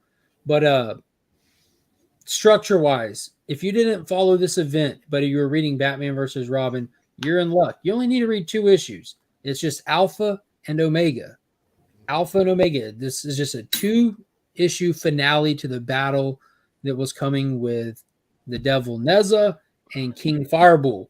All the filler issues were just little extra, just little context of what was happening on other parts of the world, not necessarily this battle, these characters that have been focusing on. So 2 issues, read them. It was dope. Esteban says, I really Wallace West as a character. I can care less about the whole race swap talk. I get tired of hearing it online. Yeah. And he's a different character too, so it's not even a thing. He's just that whole. There's some characters where it's just like, maybe if you read the book, you would understand that this wasn't a race swap character. I mean, sometimes if they drew Hawkman as a black guy in comics from here on out, I would not be bothered by it. After Aldous Hodge just absolutely crushed that role, like he nailed it. Dude, it's all in the delivery. That's all it is. Like, look at Kang. Kang, he owns that role now. We could have only Alpha and Omega for the whole thing. Most of the series seemed like set up for DC. Exactly. And me and Paul talk about that in great length tomorrow. The entire thing was a giant advertisement for the stuff coming up. You got your first taste of the Unstoppable Doom Patrol. That series starts soon. Pretty much everything said to be continued in here, or the end, or is it kind of stuff. But yeah, just like how they're going to set up the Flatline story, how they're going to set up what other one did I the one prior to that with the team there, they're going to be their own little spin-off series. Like it was, but it still was good though. Like I'm excited for the Aquaman series that's coming out of there. Yeah. So it just gives you a little taste of what you can expect and what if you're going to want to pick up the entire series or not. Dude, I've been bummed since they canceled Aquaman because I think I was the only person on the planet reading that title. I pick up anything with Aquaman in it, and it normally turns out pretty comical, like Aquaman Deep Target, Aquaman Song Void. Like those are the most recent ones, but they cancel Aquaman, and then the writer for the title comes to Augusta, and I'm like, dope. So I go and I meet him and I get all kinds of stuff. So I'm like, hey, where's Aquaman next? What is there another title? He's like, oh, we're talking about it. That was like a year ago without an Aquaman title. And they false advertised one of the issues. The last issue was basically a crossover with Dark Crisis. It was basically like the last panel said basically, oh, we're going to Dark Crisis, and that was the whole crossover. Yeah, the one panel said Arthur's dead. To be continued in Dark Crisis. Like, dude. And I was digging that Aquaman story with like the whole sleeper cells that were waking up across the world that Aquaman for some reason didn't have memory of like setting up and stuff, and the fact that you had Arthur, Jackson, and Black Manta having to work together, and like with Black Manta being Jackson's dad and the sworn enemy, and Jackson had the bigger bone to pick with him than Aquaman did. Like, look, dude, we got to figure this out. I think Jackson's a cool character. I've liked him since Young Justice. Like that's a cool ass character, but we don't have him now. We just they're drying out on a shelf. Hopefully, with the movie coming up, we normally get some cool comics timed with movies and everything. So maybe they'll get something out sooner than later. We'll see. Got 2 more left on my list here. Paul, what do you got over there?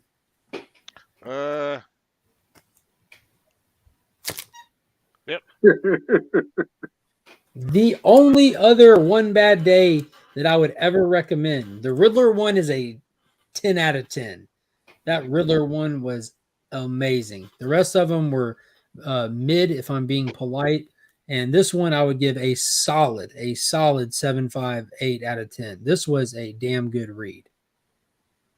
Long story short, because this is an oversized issue, Clayface has moved to LA trying to pursue a career in acting using, his disguise to make himself look normal. He's working a waiting job with other people who are trying to make it in the biz and making friends and everything. And he goes out for an audition with one of his buddies, and he doesn't get the part because he's playing it as serious as he can. He's playing a comedian who's killed people, asking for forgiveness from his wife, and he's trying to play it so serious. And the people that are putting on this audition think he's taking it too serious and it needs to be lighthearted. And he has an argument with them about it, and they pretty much say, "All right, we'll give you a call if we need you." And immediately following those events, he's talking to his friend who ends up getting the part. So he immediately savagely kills his friend and takes his place at the role. And he gets there and he's not that person, So when he gets there and starts playing the part, he's not doing it right and causes a big scene.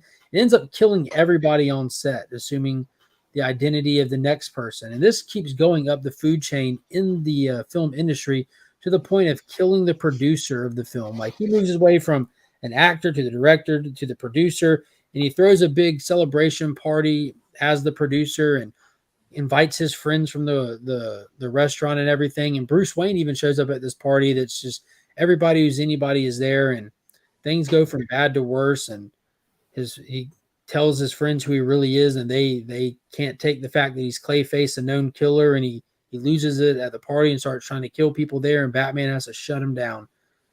And all in all, that's a pretty straightforward plot. But the delivery of this was horrific. The murders were savage. The pain and torment of this character, and almost like he wasn't absent. He was absent in his own mind. Like, he couldn't see like how his actions were doing nothing but just the snowball effect. It was just it was one bad day. Yeah, and then you to your point. I mean, when he's at the audition, they're looking for someone who is a comedian, but also as a killer. And like, if that sounds familiar to you, it's because that is basically the story of the Killing Joke, which happens to be what he's auditioning for. It is a movie of the Killing Joke. Yeah, so he's auditioning to play the Joker in the Killing Joke. Right. Right. And so that was kind of one reason why I liked it, as well as the Tom King thing, is because it kind of it went back and it kind of referenced the original story, which I thought was going to be part of all of these, but they weren't.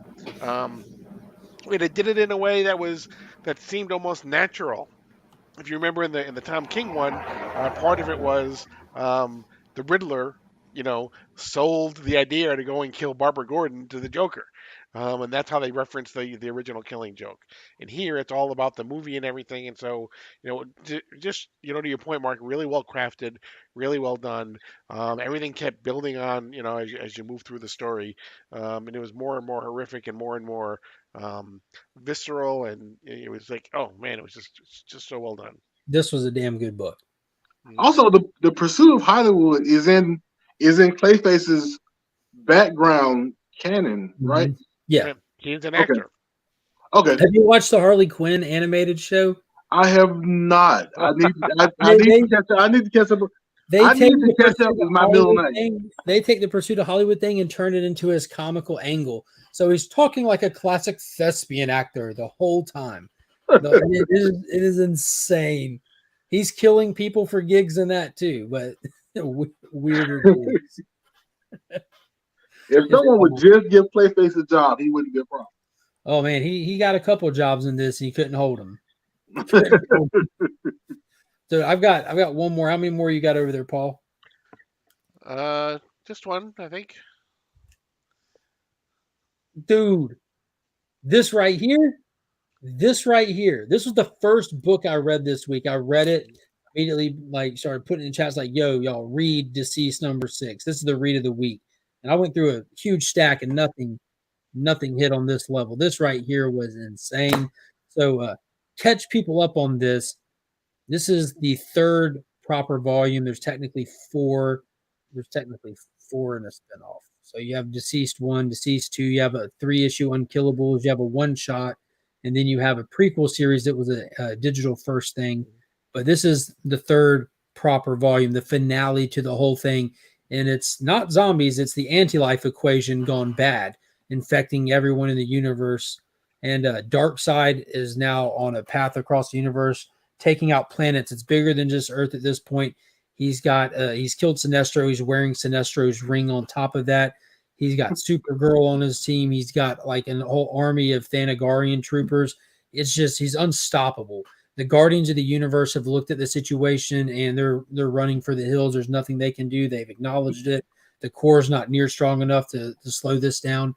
The Quintessent came into play in the last issue. For those that don't know, that's the cosmic deities. That's Highfather, Phantom Stranger, the Spectre, the Lord of Order, and stuff like that gather in times of crisis. I said it before, like whenever these guys talk, if this was like a crossover universe, the Watcher would instantly appear. Like they wouldn't have a conversation without the Watcher having to be there to listen. That's how big of a deal it is when they convene. Well, they convened and they decided that we need to get the hell out of this universe. And Spectre, the wrath of God, vengeance himself, said, "No, I'm not giving up yet." And he said, "Nah, bro." And he took off to go see about him. And he showed up at the end of the last issue, and Darkseid was ready for him. Like Darkseid on face ain't going to be able to do nothing about that. I don't care what ring he's wearing. But Darkseid had an ace up his sleeve. He had already infected Mxyzptlk earlier on, so he has a fifth dimensional imp infected with anti-life ready to take on the Spectre when this issue kicks off. And when I tell you it was a battle, it was a battle. Cosmic level, as you know, the Spectre can do. They're just standing there like where planets are like hand size, just fighting back and forth. You have Superman on Kilowog's homeworld trying to hold off this assault to no avail, and Kilowog's entire planet is lost.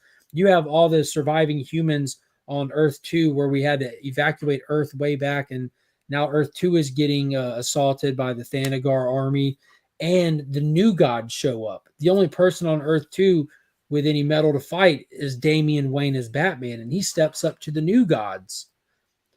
In the midst of Mxyzptlk and the Spectre fighting, they come to a standstill. It's a whole immovable object and unstoppable force moment. But in the midst of it, Superman's on his way back to Earth 2 and just flies by him faster than a speeding bullet and lays a haymaker on Mxyzptlk and keeps on moving. And in that moment, Spectre gets a death shot in. But as he's dying, he reaches into the Spectre and pulls out Jim Corrigan. They're in space. So Jim's dead. Spectre is untethered. The wrath of vengeance is untethered from his human counterpart. Back on Earth 2, Damian steps up to Highfather, the leader of New Genesis, an actual god. Damian Wayne steps up to him and takes one shot from Highfather and just separates his jaw, and he's laying there half dead. And that's when Alfred snaps. And they give you this great dialogue right here where he mentions like how death happening is not what caused it, but there's a catalyst long before when a little boy lost his parents in an alleyway, when Alfred had to kill his only family he had left. This has been brewing for a long time. And Alfred just lets out a scream. And in that moment, his eyes go green, energy comes out of his mouth, and the spirit of vengeance itself recognizes that wrath in Alfred and bonds with him instantly, and Alfred becomes the goddamn Spectre and kills shit out of Highfather. Like it was the moment, dude. I'm like, this is the comic moment of the year for me right here. Like it's just so obvious for Alfred to have that ability to have that opportunity to link up with the Spectre like that. This is a dangerous being now. It was insane. It was incredible. It was absolutely incredible. And, on top of all of that, if that wasn't enough, we also get the promise that the main man will be joining the proceedings as well. Oh yeah, Lobo's on the way. Yeah. So we had this it looked like an alien council at the beginning of it hiring Lobo to go stop this army because he's one of the few people they think is capable. He says, "What's in it for me?" They're like, you live in this universe too." He's like, "That's not enough."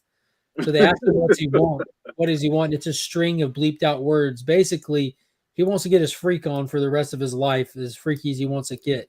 So they had to promise him ecstasy beyond his wildest dreams to an unlimited order. He's like, "I'm in." He jumps on his bike and literally drives out the wall of their building. He's so excited to go destroy this army for him, which we've established because he's ran into this army before. And this infected army came and started slashing and attacking him, and he heals faster than Wolverine. Like this infection can't touch him. He's like, he just looks at him and he starts ripping Thanagarians apart. He rips off their hawk wings, slaps them on his back, and flies around with their wings, destroying their ships. Like he's the man for the job. He really is. Like so, Lobo's in. It's going to be an amazing final 2 issues. I cannot wait.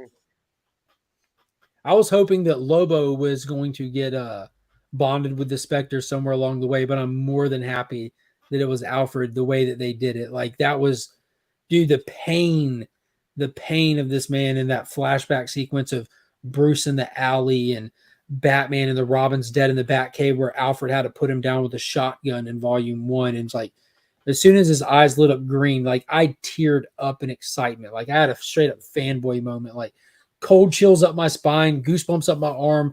Like I'm glad I didn't throw the book across the room. Like it was on. Mm-hmm. That's the kind of stuff that you read comics for, is when you get days like that. Yeah, dude, it is awesome. Go read it. And even if you don't read but this issue, it's Alfred. It's Alfred. You don't need but this issue to really get that moment. You know what I mean? You're more than familiar with all this guy. Well, if we're being honest, because the acetate has Ace Yes. in the book, I pre-ordered that issue. So it is the only issue of the series I've ordered because of the acetate, because of Wallace being there. So I guess I will get to read issue 6. Mm-hmm. Yeah. That's a sexy cover too.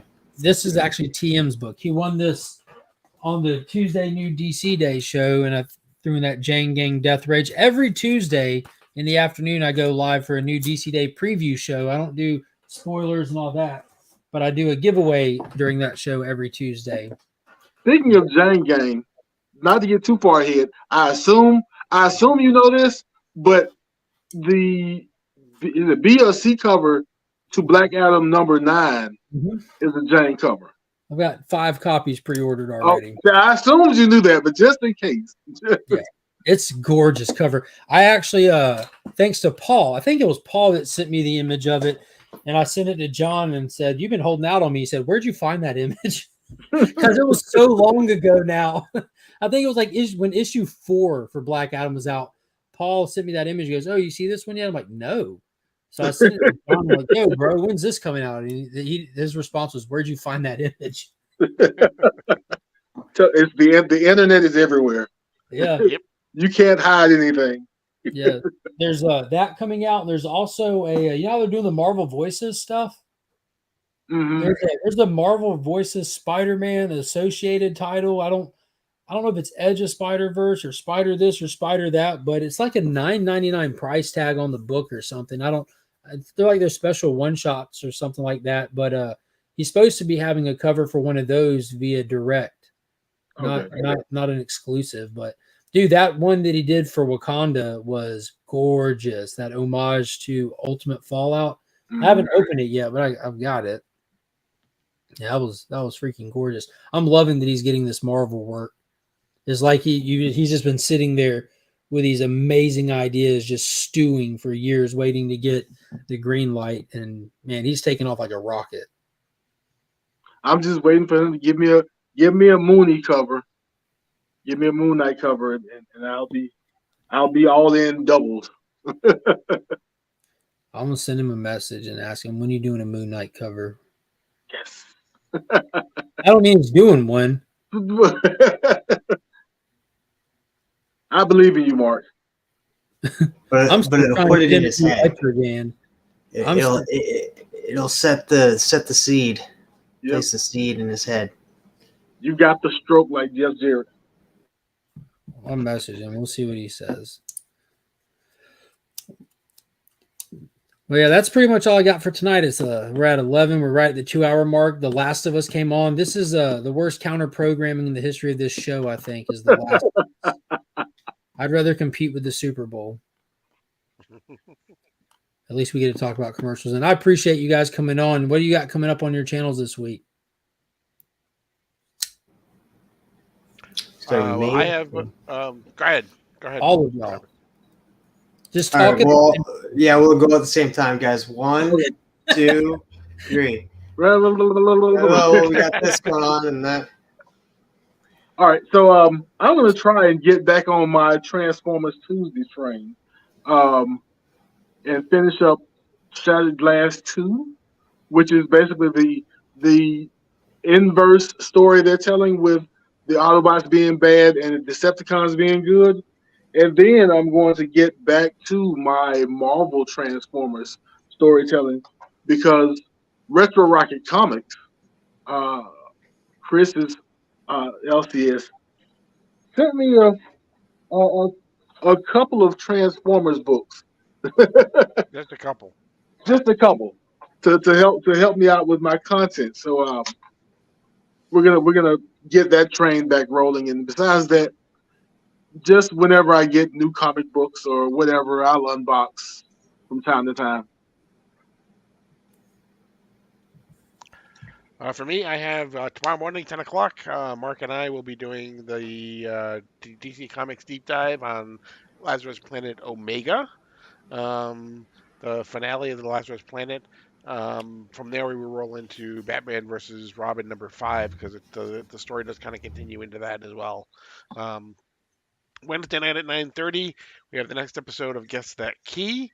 Mark will be there as well as Beckerman, and we have Digger Jim will be joining us this week as well. So, and then 2 weeks after that, we will have the Only Slabs crew will be joining us. Jim, ironically, is going to bring an actual key he dug up out of the ground. Exactly. So, and then I'm also going to try to.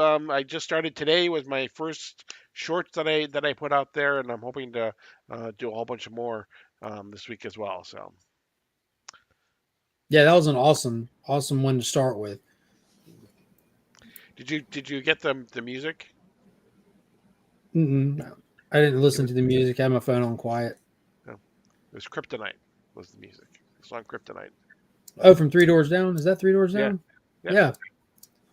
That's kind of mean if you think about it. I typed Travis, in what do you got Superman. going? I was looking for the Superman one, but I was like, I was looking for John Williams, or I was looking for I can't think of the other group that did it, but the only one that I kind of recognized was Kryptonite. So I'm like, okay, well, it's a good song. Yeah.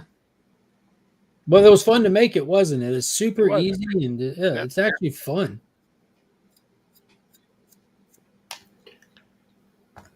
For me, I'll be over on Geek Out with Roscoe's channel tomorrow night for Between the Lines, where we have PSN Green Hulkster, and we're going to be doing the theme is scribble art. I think that's what he called it, where you can pick anything you want to draw, but you have to draw it without lifting your finger off the paper. So your pen or pencil or crayon or whatever you're drawing with cannot leave the paper. It has to be one straight. I don't know. He's better at just describing it in that, but I think it's scribble art. and it's going to be fun. I think Comics by the Bay is excited for it. Then this Wednesday, before Guess That Key, I will have Paul Cook over on my channel for chatting with the comic community that we filmed like 2 months back, a year back. I watched that a long time ago, then started sharing it, and Team's like, "Yo, that isn't out yet." Yeah. So that'll be at 6 p.m. You can figure out how old it is because I have comments on there that probably say a month old or something. Yeah, I think it was like 2 months. I always record them way in advance. Like I already got, I think all of April done now. They're just not posted yet. And then I'll probably have an unboxing from Lady Fantastic coming up this week, possibly going live and do that. Not sure, but I want to get some reading done, and I want to start that new 52 issue ones, kind of like not a deep dive, but just kind of a look through and kind of give you like a little rundown of the first issues of some new 52s. I read The Ravagers, which was pretty good. I enjoyed that. That was different, action packed, and it started kind of weird. It started with "This is the end." I know that's a weird way to start a book, and it even says that in the book. So it was a lot of fun. So I hopefully get to that. Pretty dope. Yeah, I have that Charlton Comics video coming out tomorrow. Where are they now? We're going to figure out where all these Charlton Comics characters went to. And then Tuesday's new DC Day. Be sure to like and subscribe. The 2,000 subscriber mark has been hit. Past that at this point. And I've got a bunch of cool stuff to give away. I think I shared it in a short, and I posted it on Instagram in the Reels, so you can check out some of the stuff. There'll be some other stuff going on into that giveaway as well. DJ Links is donating a prize as well. He'll be there, and I'm sure there'll be other people on there as well. Obviously, Paul will be on there hanging out that night. So we're going to have a good time. It's going to be live on a Wednesday night at approximately 9 p.m. opposite of Guess That Key. And so keep your Wednesday nights open and keep your eyes peeled. It won't be the next one, but I'll probably be posting the announcement video in the next week or two here once I get it all organized. Johnny Five Alive also donated a $50 mystery box too. So there's some cool stuff. It's definitely some cool stuff. And then again, as a reminder, next Sunday we will be drawing to see who won the prize. Which channel member won that prize? It's a prize. And it's buried down there, so I'm not getting it out or I would show it off. It's also in a short and in a reel and stuff like that. So you can find it back in the shorts. Just scroll through the toys. And I appreciate everybody coming. And until next time, as always, I'm Mark, but we are Legion.